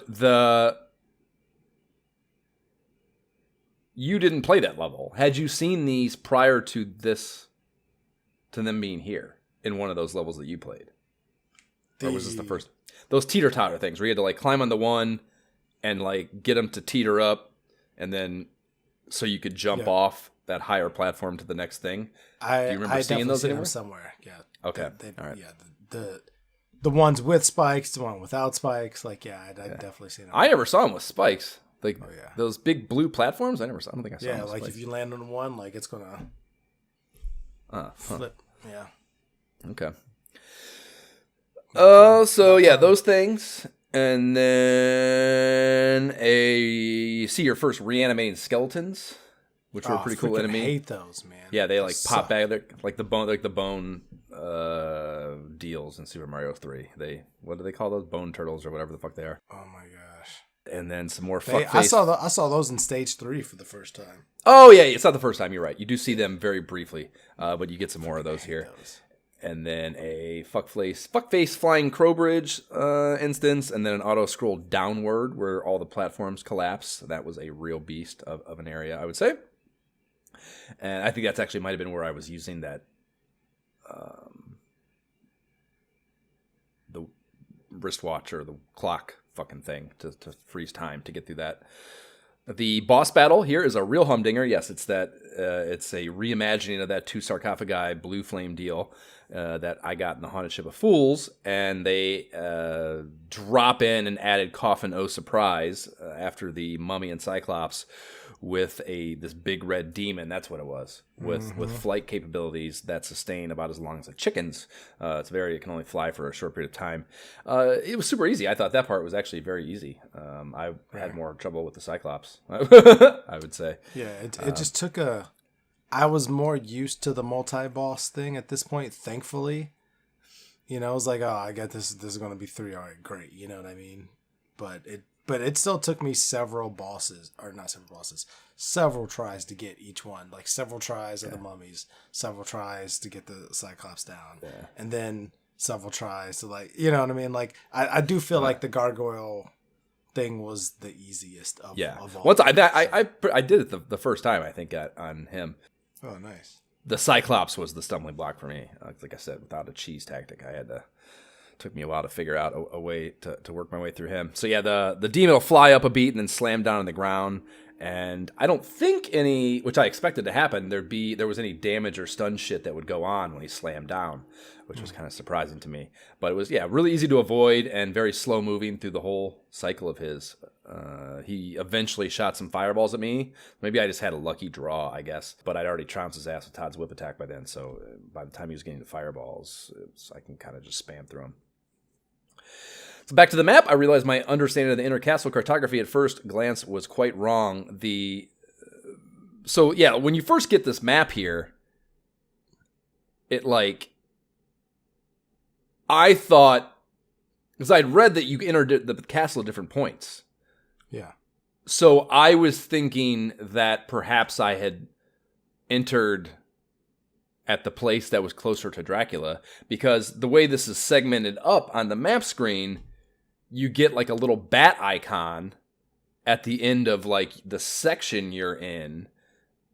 And I assumed each one of those rooms leading up to the bat icon were the different stages that I'd be going through in my route to Dracula. And that, yes, I had just entered, however, I had entered in a way that didn't require me to do the whole castle. That's not the case, though. The bat icon will eventually end up moving. So that, was surprising to me that I misinterpreted that. and bummed me out too, of course. Dude, all I know is I stopped trying to understand it. I was just like, I don't really understand how this works. Yeah. Like I was literally just going by the stage numbers at the top of the screen at this point because I'm like, I don't really understand. I don't have any clue of how the map actually works. What geography this corresponds to. Yeah, I feel Exactly. that. Yeah, it was very confusing. Whatever the case, in here you don't get to make any choices either. So yeah, I went through the whole game with just the one or two choices, I guess. At the very beginning. Yeah, I think that makes sense. It felt like there were more than that, I guess. Like you go, then I went down, then I went down again. I feel like I had more choices later, and I just automatically just kept going down whatever it said. Okay. But that was kind of just it, though. But again, I went through every stage except for stage 2, 1, 3, 4, 5, 6, 7, 8, 9, and then the A. Okay. You know, it's funny, too. I found out later that to help me, the only way I was able to make any sense of all this, the map, the pull-out poster on the other side of the Mega Man 3 has Dracula's castle. The routes there, if you want to go through that. So yeah, that's a good question then. So here you are. Yeah, this is okay. So there is still some divergence because yes, I went from Route 10 with the sarcophagi 3 boss deal straight to Route 14, the Grim Reaper level. So there's, 11, 12, 13 in there that I didn't fuck with. And 13 is what? 70A. What do you fight here? I definitely did level 7. Stage 7. 70A, 701, Route 12, the gold blocks here. Yeah, I didn't see any of that shit. I went straight to 14. So I imagine there probably is something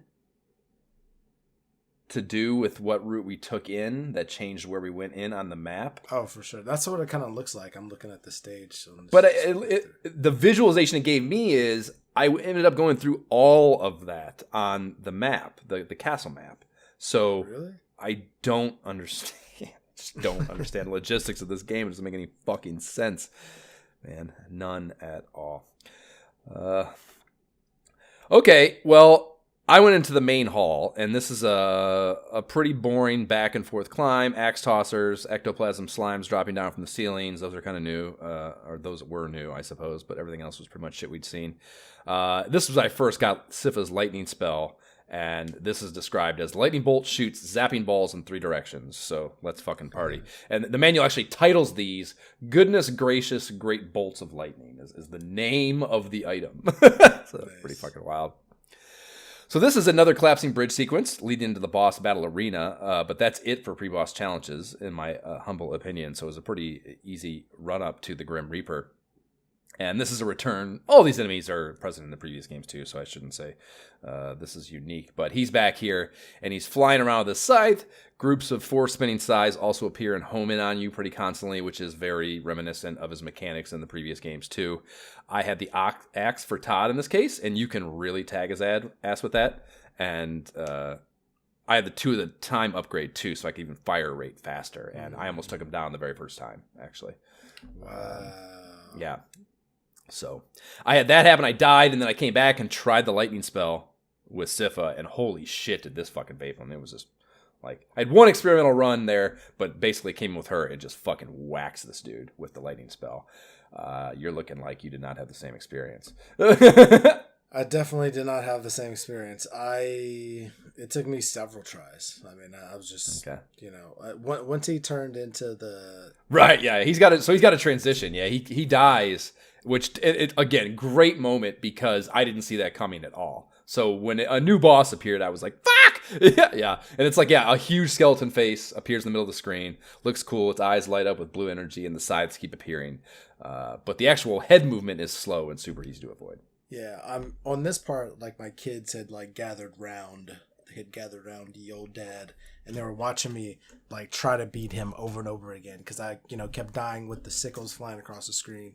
But so it obviously took me several tries to get, but I had the boomerang at this time, so that was helping go through hitting him and his sickles. So I eventually got him down, and the skull part was actually easier. So I definitely had some trouble. It didn't take me all day, but it was, I at this point was very concerned because I had already gone through, the three boss situation before this, and now this was like a multi-stage, and you know what I mean? I had... It's like, where is this going? Yeah. I was very concerned. I'm like, oh my gosh, Dracula is going to yeah, well, like, I was very concerned.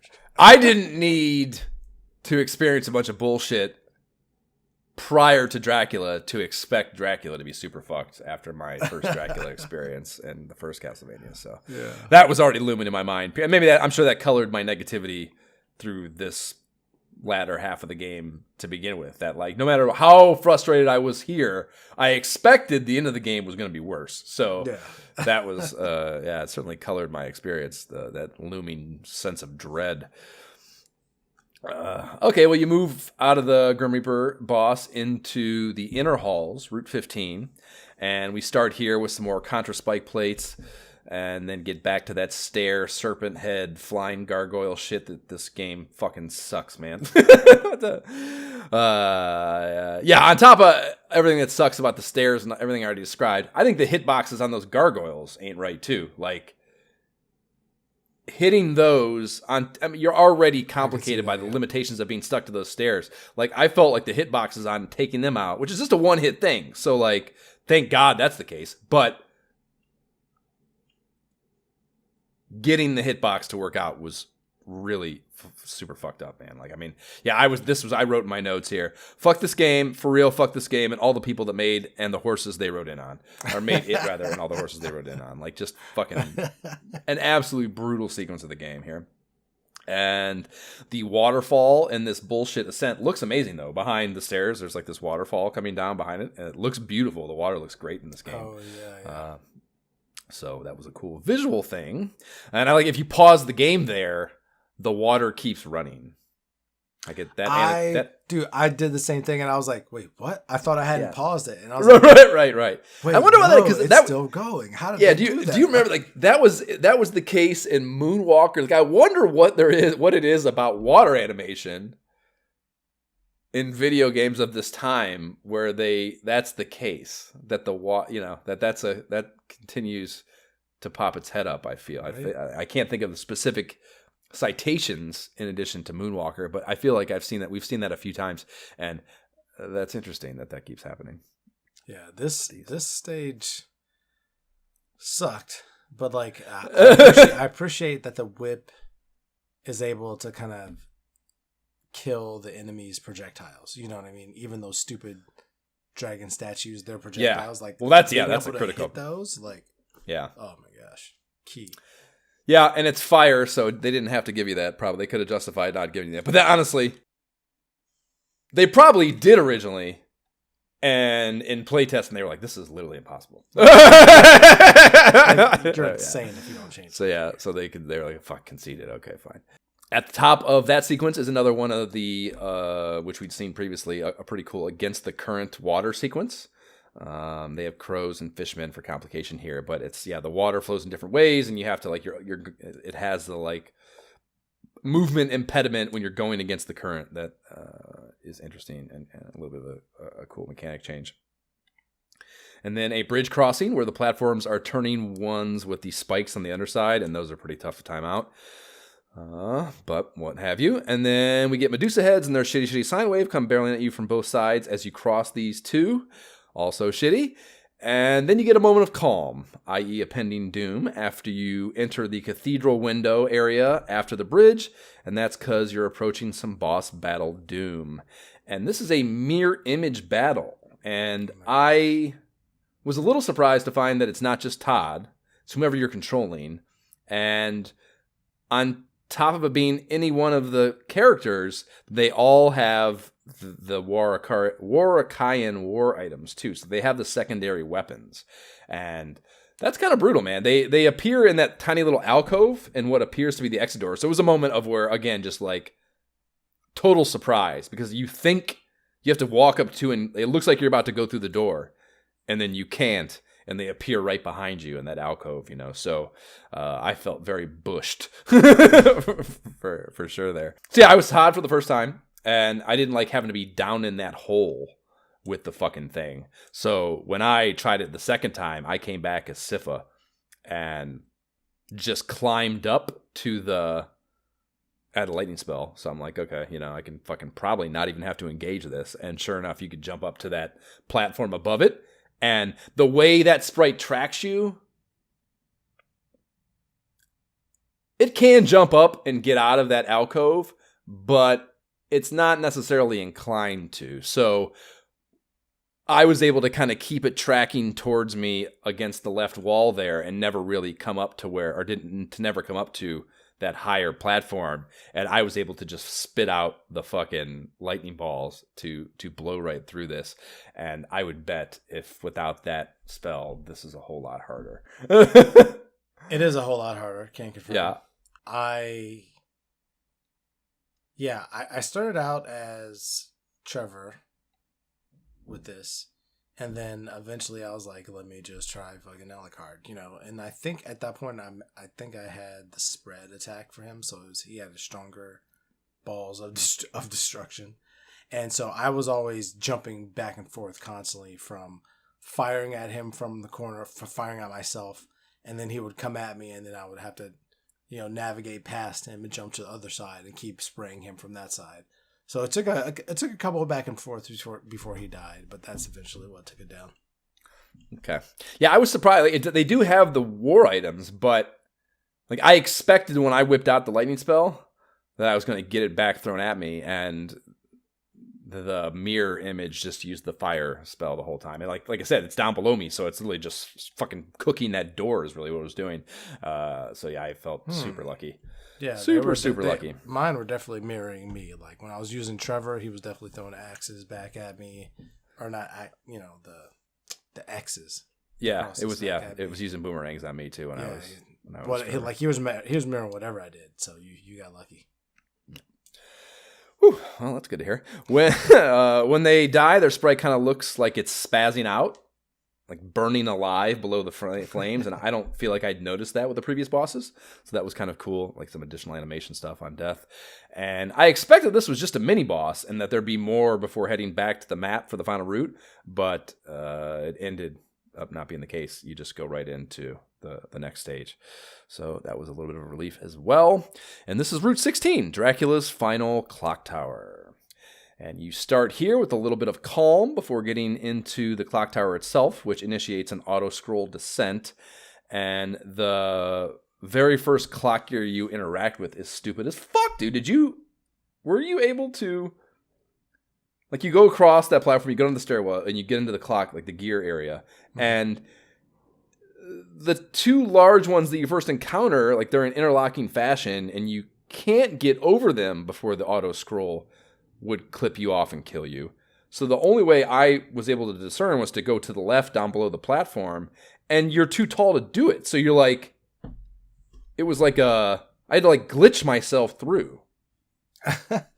I definitely fell a couple times trying to do that. I think I went right and like fell in between them. I'm pretty sure. Really, I would not even thought you could do that because I would assume you get crushed. So nah, that's what I did. Okay, I definitely did not get crushed. There was no crushing. It just moved you in that direction. Okay. Well, yeah, I had like a unreasonable amount of friction there. Again, I just thought it was fucking broke. So that. No, it was the second screen for me. Once I got to the second screen. Like, I'll try to drop down, and I would just die multiple times. I had to, like, freaking wait. I'm like, oh my gosh. Yep. Yeah. Yeah, this is not a pleasant experience. This is actually, I lied. This is where I got the clock, and fucking only way I made it through was freezing the enemies, or I probably never would have been able to do it. Oh, wow. Yeah. So they tie a bow on this bullshit area with another collapsing bridge with a couple of serpent head effigies and bats. Awful experience getting through that. And right at the start of the next area, I got an axe drop from a candle and had a moment of crisis regarding whether I wanted that boomerang, or the boomerang I had in tow. So I moved to another save slot.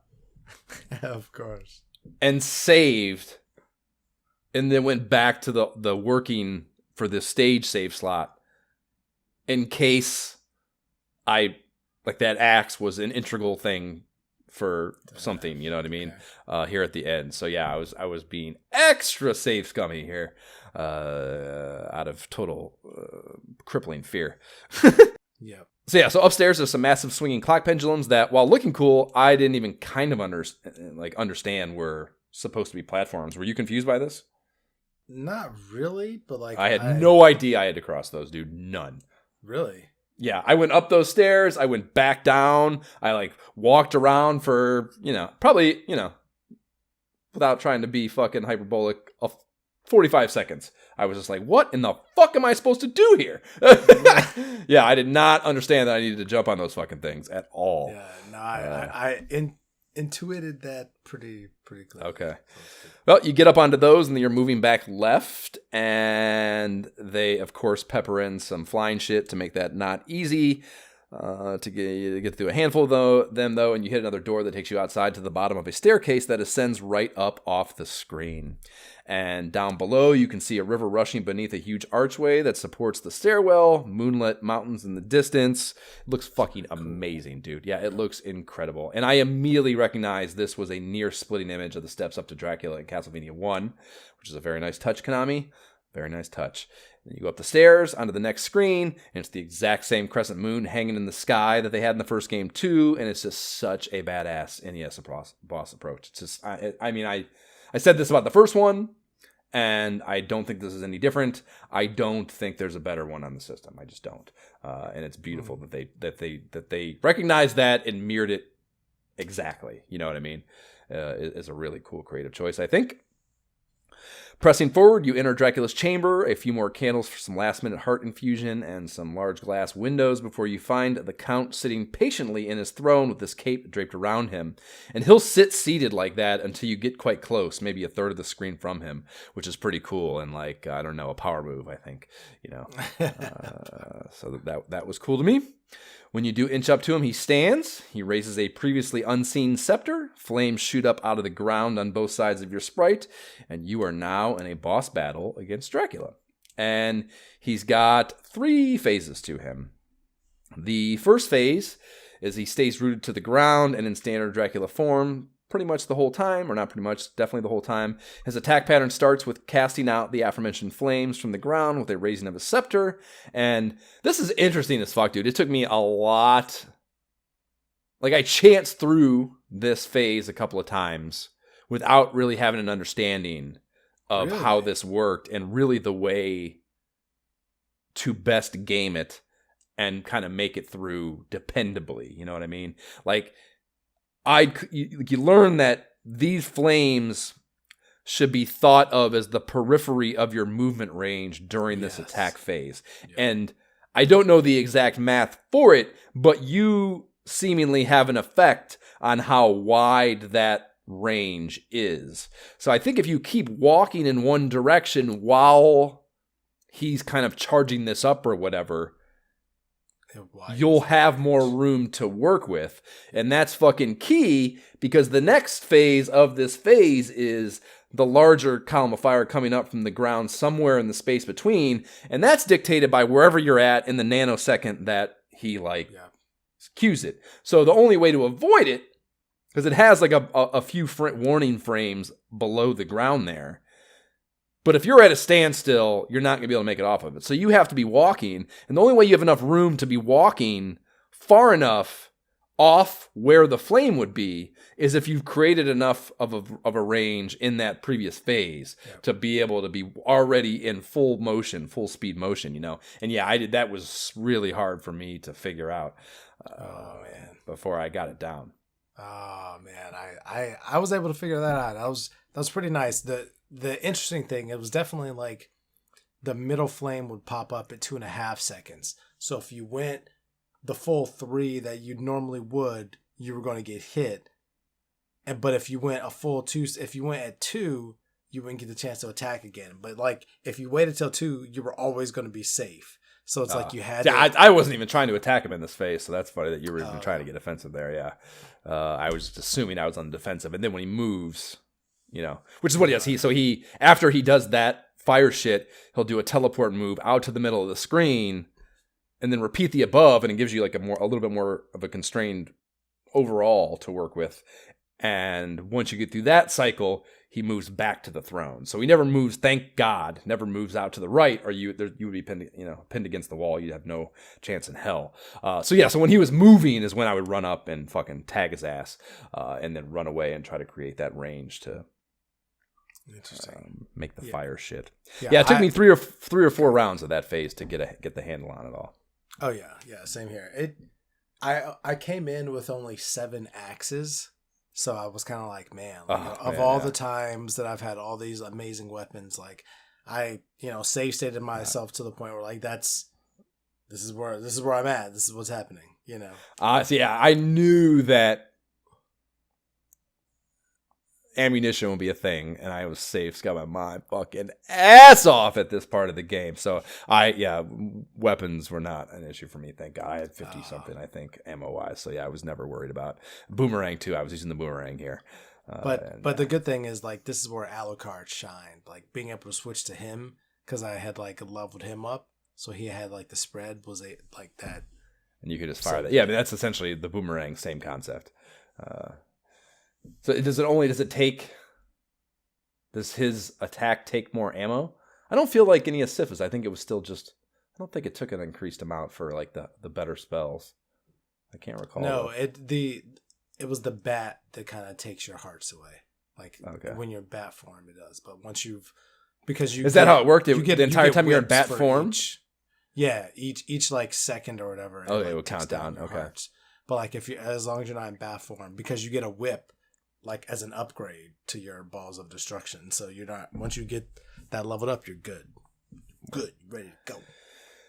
Well, when you empty that, and you have to empty the whole life meter on each one of these phases, but when you empty it the first time here, his body explodes, his head flies up into the air, and then 5 more identical heads appear below that one, and they all morph into like a larger, uglier face sprite. And each one of the faces congeal into a rather disgusting blob of shit that begins flying around the room for phase 2. And this is pretty straightforward. Like it flies around and drops blood below it. The 5-headed faces. Right, exactly. Yeah, just like the width of the sprite only. Yeah. So it's, easy to tell where it's going to fall. And they come out in spurts of 3 to 5 drops, I would say, as best as I could count. And they have breaks in after those spurts that allow you the opportunity to run beneath and get out to the bigger side of the room, and so you don't get pinned up against the wall, So yeah, I mean it was pretty easy in my opinion because I'm siphoning here and I can just pop off the balls and then just avoid the thing because it flies up so high that I'm sure if you don't have an attack that can get up into the air, it's probably a whole lot tougher. So Sifa was clutch in this phase for sure. How did you deal with that? So still Alucard, you know what I mean? The balls? Well, going up. Yeah, I did. I was switching between being Trevor and just running up close and just whipping him like to death between those points. But once I ran out of axes, I just kind of switched to Alucard and just went same thing, just like spread shooting him. Since I'm at least hitting him with the diagonal, maybe the straightforward, depending if I'm jumping or if I'm, depending on the flight pattern. So yeah, I was able, once I realized just what you said, like, I can just run underneath when I can. Oh yeah, that actually, on this fight particularly, when the head would get close where it's going to like run into me, I would turn into a bat and then like fly up that's to a nice the top. Out, yeah. I would fly up and then it would kind of immediately just like go back left of screen again.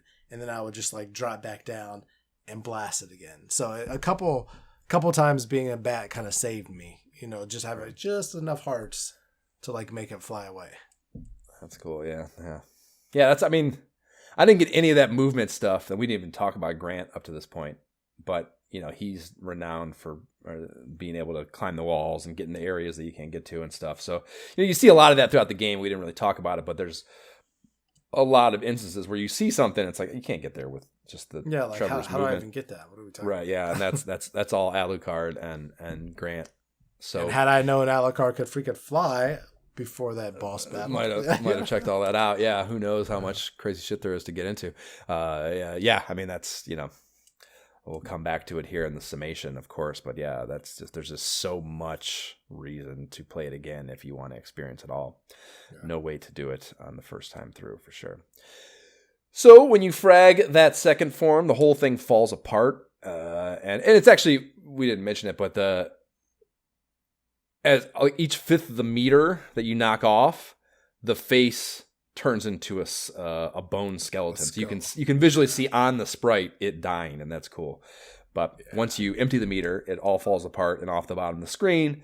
A couple of beats passes in the empty room before a massive winged demon emerges from the shadows at the back of the room. And this is the beginning of phase 3. And the demon doesn't actually move, which kind of suggests to me it's just a statue and not an actual demon. I don't know. But it does shoot energy beams from its hands and eyes, and these seem to be of varying lengths. The longer ones could be very tough to jump over. It would be too long to, it like outlasted a jump animation, basically. And then 2 sets of blocks from the floor immediately fly up into the air and begin floating around the room to act as platforms for you to ride. Because the whole deal, and that's interesting. Like, at first I thought it was like its head jewel horn kind of thing, but it's not. Like, the hitbox is like kind of in the, like, it's the chin area or like top of the chest or something.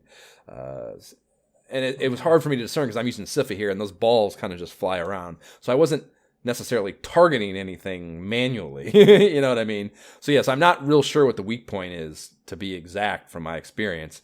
But if you were dealing with that, the platforms would be intended for you to ride and be able to get to whatever that hitbox spot is, I presume. So that's what I was trying to do initially, is ride these fucking things around the room. And that's not easy to do, and puts you very much at risk of getting capped by those fucking laser beams. I would learn I didn't need to do that after a bunch of frustrating fails. How did you beat Dracula? So I found a spot on the right side of the screen where if I could jump straight up there, I could hit him with my spread attack from Alucard. Okay. And, sometimes the block would jump up under me and take me up, and I would, get close to him and have to shoot. But I would go back to where I'm, far enough away where I can jump up above and pretty much, maneuver out of the way of his blast and anything else that he's doing there. And the spread attack just gets him. So I would my whole goal was just to jump up and down and just shoot him from there. Stand still and jump and just shoot him from there. And if something happens to me, get back to home base as soon as I can and continue. Okay. Yeah, so I would eventually find that same spot, and that's the key for sure. I'm curious whether Grant and Trevor can exploit that spot as well. But yeah, so I'm riding those platforms, and we didn't, go so they come out each cycle, they go around the room and go back to their spot, and while they're gone, those are pits in the ground, so you can one-hit death into those for sure. Yeah. And they appear pretty quickly and definitely can catch you out. You don't know which blocks are going to fly up, so that's discombobulating. And then you're riding them, and they'll pass, and you can kind of get knocked onto or you get transferred to the other platform, and it's just really hard and you're getting the laser beams fired at you too. Riding the platforms is a bitch, basically. And to complicate that, dude, I was enduring horrible animation slowdown here. And really? Yeah, with those energy beams and the platforms, it's constant movement. So having that happen to me made it impossible, basically. And yes, I think I kept it together. I streamed my boss battle. And I think if you compare my Castlevania 1 boss stream, and this Castlevania boss stream, I think I've much more metered this time around.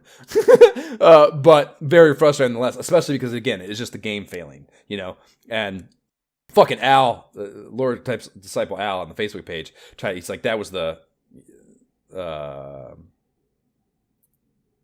Sypha's balls are what were causing the slowdown. And I'm like, that's not a valid fuck off. Yeah, that's bullshit. That's not a valid reason for there to be animation slowdown on the final boss. It's just not. It's not an excuse. One of the main intended to use weapons, the best in the game probably. Yeah, once you take the movement need out of it, and you move to that spot, no big deal. But if you're in the mode of having to deal with those platforms and deal with that, it was impossible, basically. It was fucking impossible. So, yeah, completely unplayable and a cardinal fucking sin in my book to have that going on, Konami. And I guess if it is, again, this doesn't justify it, but if it is just that attack, you had no slowdown here at all, right? With Dracula's ball attack? I don't think so, because like even like it kind of felt like they led you to the spot to get him, right? Because I had the axes, I had 7 axes left, and the place where I had to stand to be able to actually hit him with the axes was that safe spot? Pretty much the same place where like when I switched to Alucard, would also stand to like shoot him and hit him with my spread attack. Okay. So it was kind of like I felt like this is the spot. I could move. I obviously didn't know that at first, so I would be closer to him, get hit, get too far back, get hit, but like I could stand here and be able to jump up above the, you know what I mean? So it kind of just felt like this was the place I had to stand. Like I still had to deal with the moving blocks, but like it was easier for me to kind of get back to where I needed to be as well. Right. Not actually using them to do the attacking. Yeah, I tried using them at one point, before riding around like you did, and I was like, like it's great when I'm close, but like now I can't maneuver. This is not it. Yeah, and you don't. Yeah, when they fire, like I said, some of them are too long. You can't jump the bolt, so you're just fucked.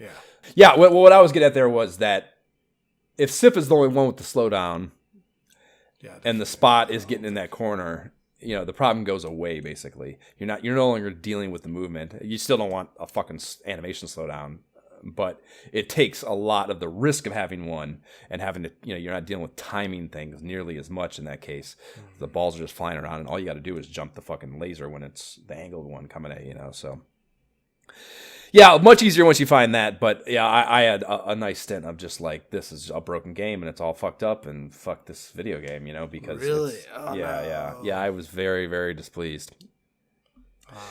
Weak. Well, if you are able to survive it and you empty that life meter the third time, the statue rather anticlimactically fades back into the black background, and the platforms that are out at the time ploddingly work their way back to the rightful place on the floor. Another red crystal drops. I don't know, that's kind of lame that you need that there, just as it has for every boss prior, and they do the same heart life point countdown before going to the end game sequence. And I thought that was dumb too. You don't need any of that shenanigans. It should just go from the death to the end. But whatever. Get into the end credits. It cuts to an awesome shot. In my case, of Todd and Sypha. In your case, what's behind you. And they're side by side looking out at the castle from a far off vantage. The sun rising over the mountains behind it. Obviously an inspiring tune fires up.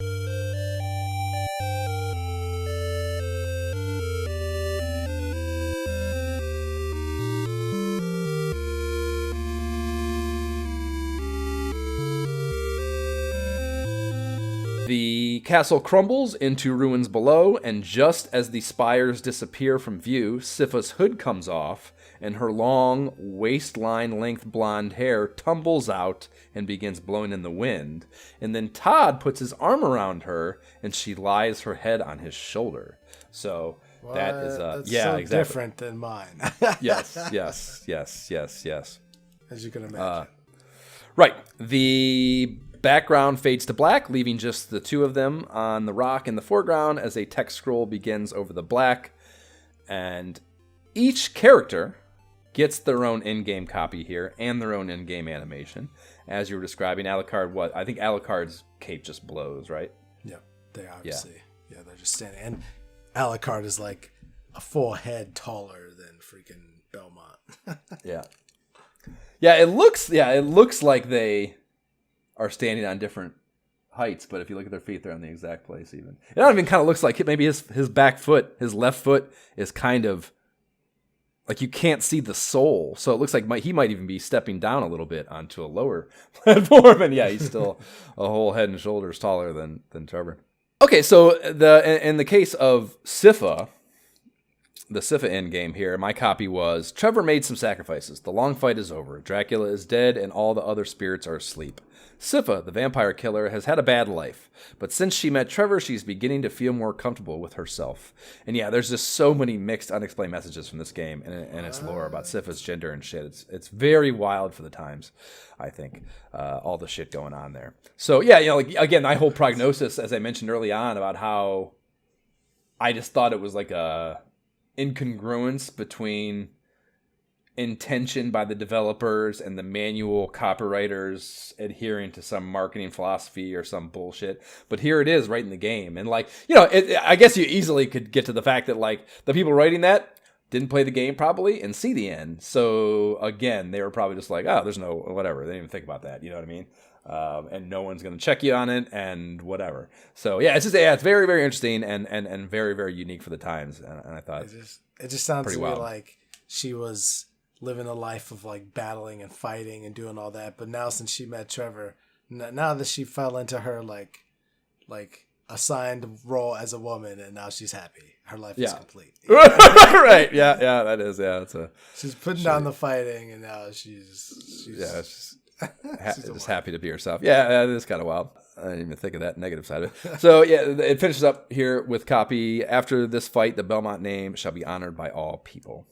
And yeah, I watched a vid of all the credits to check out the variances. So yeah, like we already mentioned, for Alucard, the first paragraph is the same. Do you have the rest of his copy? Yeah. Okay. Yeah, the first paragraph is the same, but then after that it says, the battle was won by Trevor and Alucard, but Alucard feels guilty because he killed his real father. Trevor realizes this as he stands there thinking about Alucard. Yeah. After this fight, the Belmont name shall be honored by all people. And the last paragraph is the same too. Yeah, that's really goofy to me. Like they're both just realized like, oh damn, I killed my dad. Yeah, it's a super like soap opera basic shit. Yeah, it's funny to me. Like, yeah, Dan, that is your dad. How you feel about that? That's fucked up. I don't know. It's just landing on you now. Yeah, as if he hadn't had to have worked this out prior to long ago. Prior to deciding to help you. Right. So Grant does a double fist pump when the castle crumbles, and his copy is, both feel their friendship is stronger since they work together to rid Wallachia, city of evil. Grant will start to rebuild the destroyed areas of the city. And it's fucked up to me that he's just got to go right back to being a manual laborer after finishing all this. Right? No respect for this dude. Yeah, and but it also leans more into our philosophy that he's a blue collar pirate, and he's not. Right. There's no captain. There's no captain here. Right. Sorry. So it didn't occur to me, but watching this video, you can of course finish this game without a companion at all. And they did account for that in the in-game stuff here. So in that case, Homeboy stands on the rock watching the castle fall alone, and he has a cape that blows in the wind in this case. He stands in the place where the companions are normally standing in the other animations. And the copy here reads, in the shadows, a person watches the castle fall. Trevor must go for now, but he hopes someday he will get the respect that he deserves. And then they have the same final sentence about the Belmont name being honored. So those two things are very conflicting. What the fuck's up with that, They clearly didn't think about everything in that case, but... Goes from that, whatever it might have been visually, to the fading to the title card as the end music fades out and a shot of Sypha fades in with the credit music.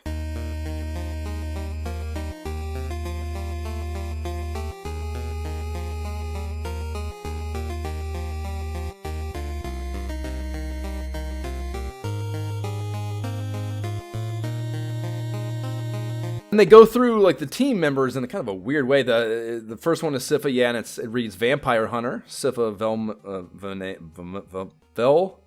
Velmend, whatever it reads. And then it cycles through shots of Acrobat Grant Dynasty and Alucard Adrian F. Tepes. And what the fuck is Adrian F. Tepes? What is that? And then why do they call Grant an acrobat instead of a pirate? That's the first time we're seeing that terminology. That's what I'm saying. Like, I feel like the pirate thing was a complete mistake because or they didn't know, and they're like, pirate. Yeah. But yeah, who the fuck is Adrian? Like, what does Adrian F. Tepes have to do with Dracula's kid? Like that, I don't know. Was that his name before? No, because he Dracula's. Who knows? Yeah, it'd be Romanian. Like Vlad the Impaler is the. Yeah, I don't know, man. Like I don't have any any connection there. I'm thinking it's got to just. I want to say it's just they're talking about a real person there, and it's just some sort of thanks nod, or I don't know. I don't know what to make of that. I would love to. I didn't see anything about an explanation. Please do write in and tell us if you have one. Then it's Trev's turn, but the text reads produced by Konami Dracula 3 project team, and it doesn't have his name, nor does it have any actual developers for credits. And these companies with their guarded developer bullshit is just so fucking lame. They go from that to a shot of Trev that's captioned and starring Trevor C. Belmont. And below that, they have a parenthetical with whatever you named him in the beginning. And I got a super big kick out of seeing Todd there. So I was pretty pleased about that. And then it cuts to the Konami logo, and we are out.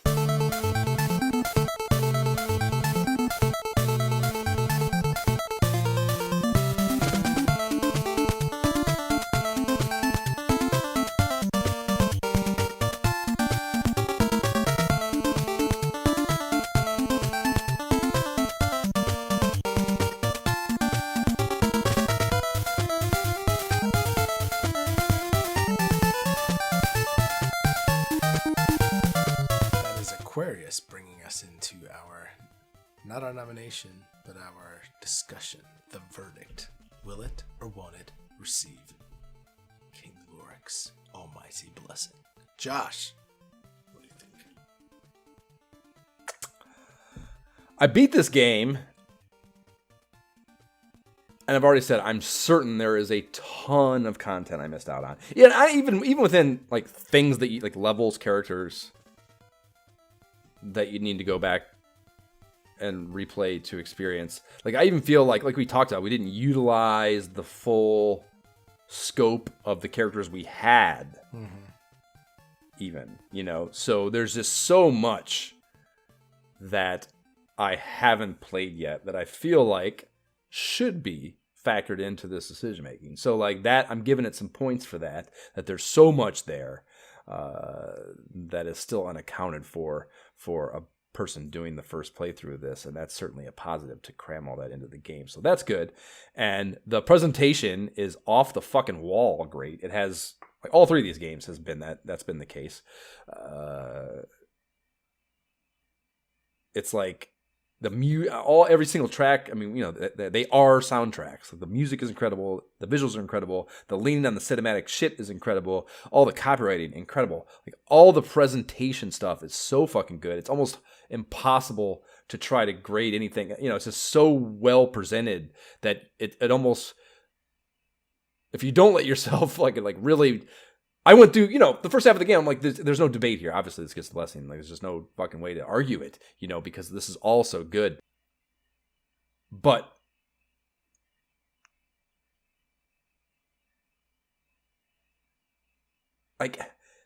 I don't know. Like, I had to talk myself. I talked myself out of it. Like, I had given it the blessing. I fucking, like I said, cinematics, awesome. End credits, awesome. Map shit. I love maps. Looks great. The fucking traversing, that branching paths, all of that is so well presented.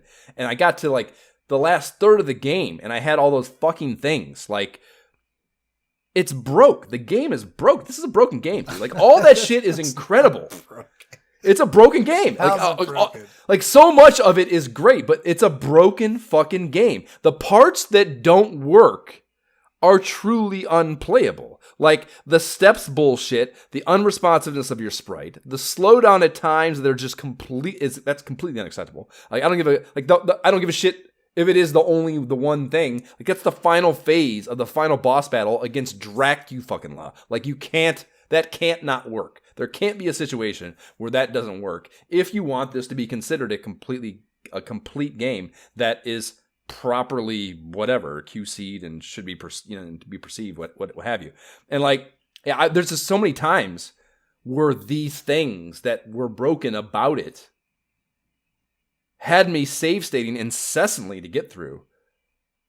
Like on OG hardware, like get the fuck out of here. Get the fuck out of here. And like it's not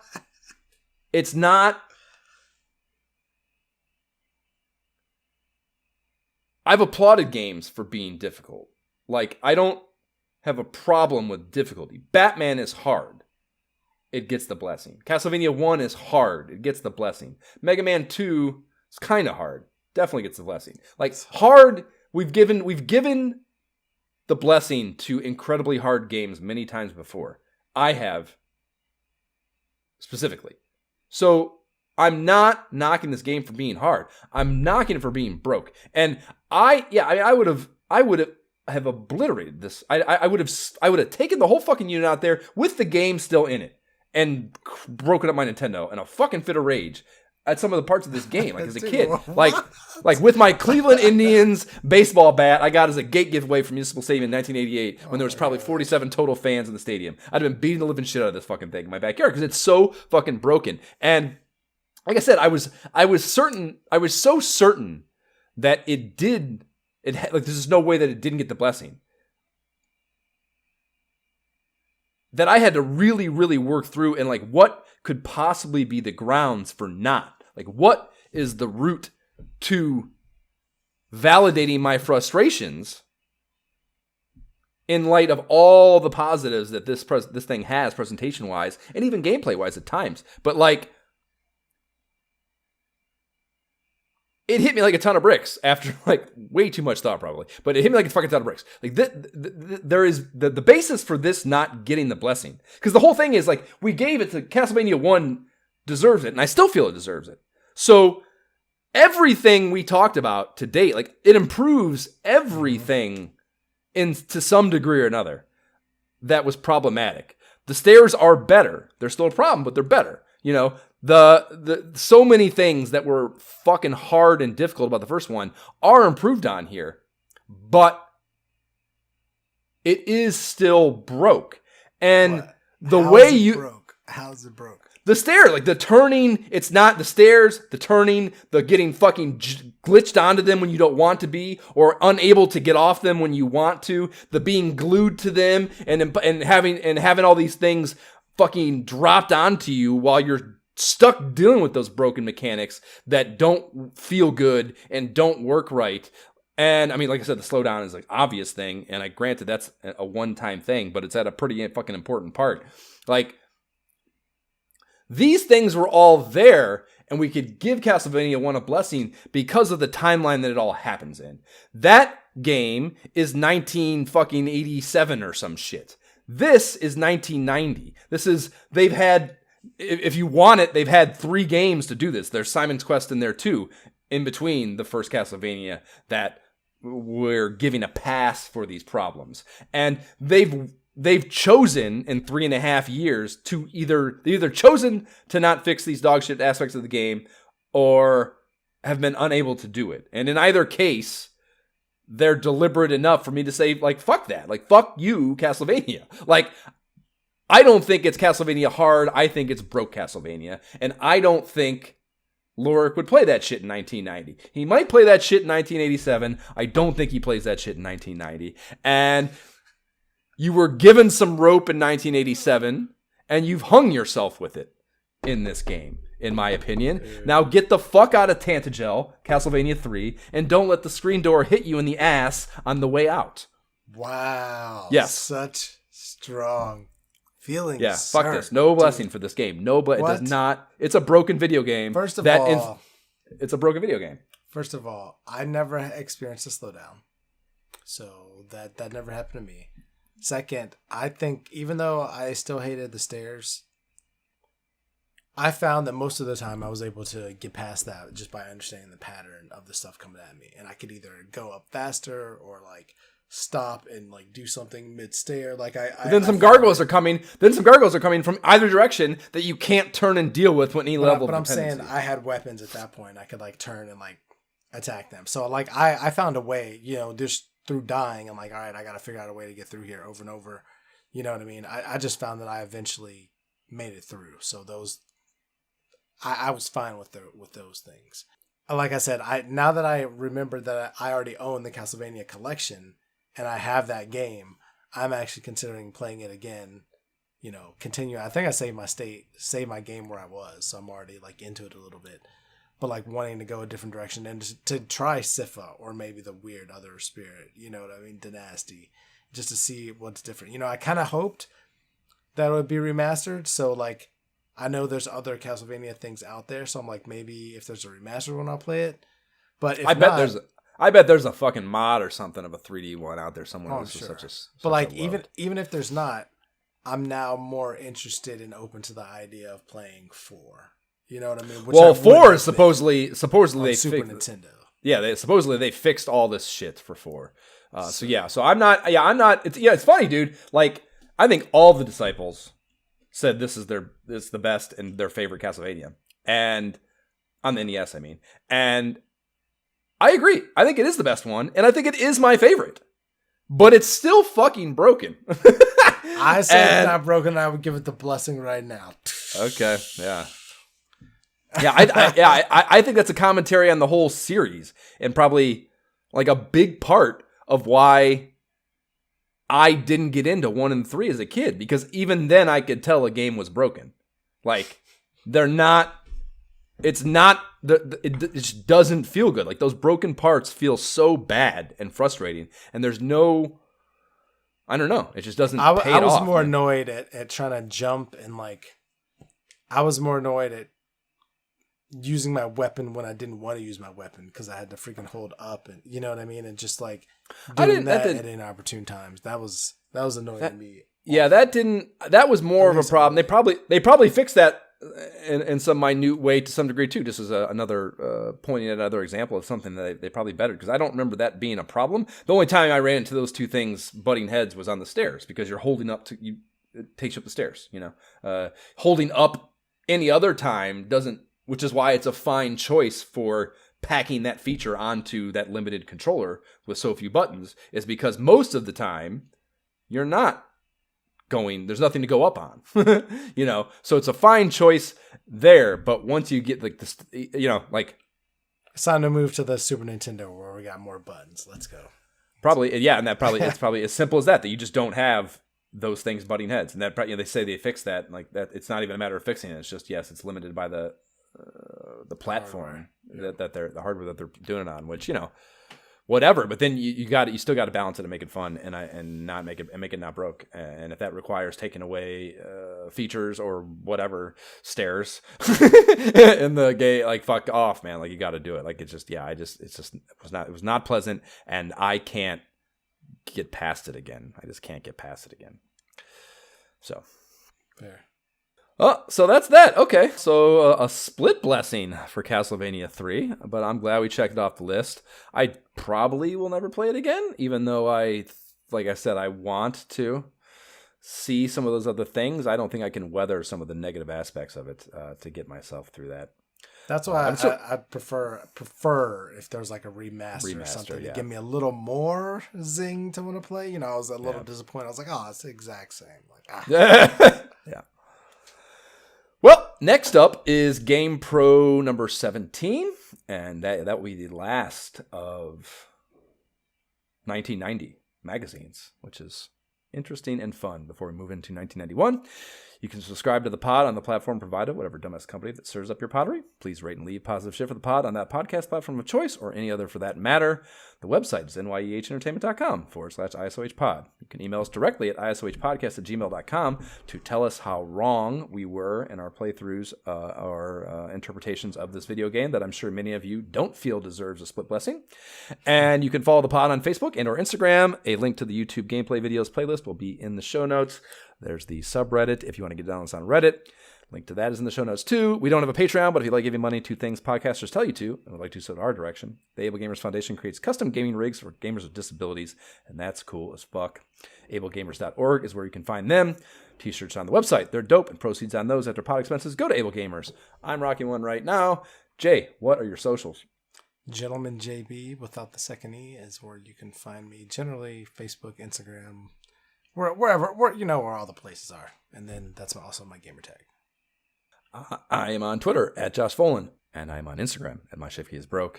That is my Oculus tag as well, and I think that is my Steam username too. Yeah, it is my Steam username too. If you want to track me down for some Baldur's Gate. Okay, bye. Bye.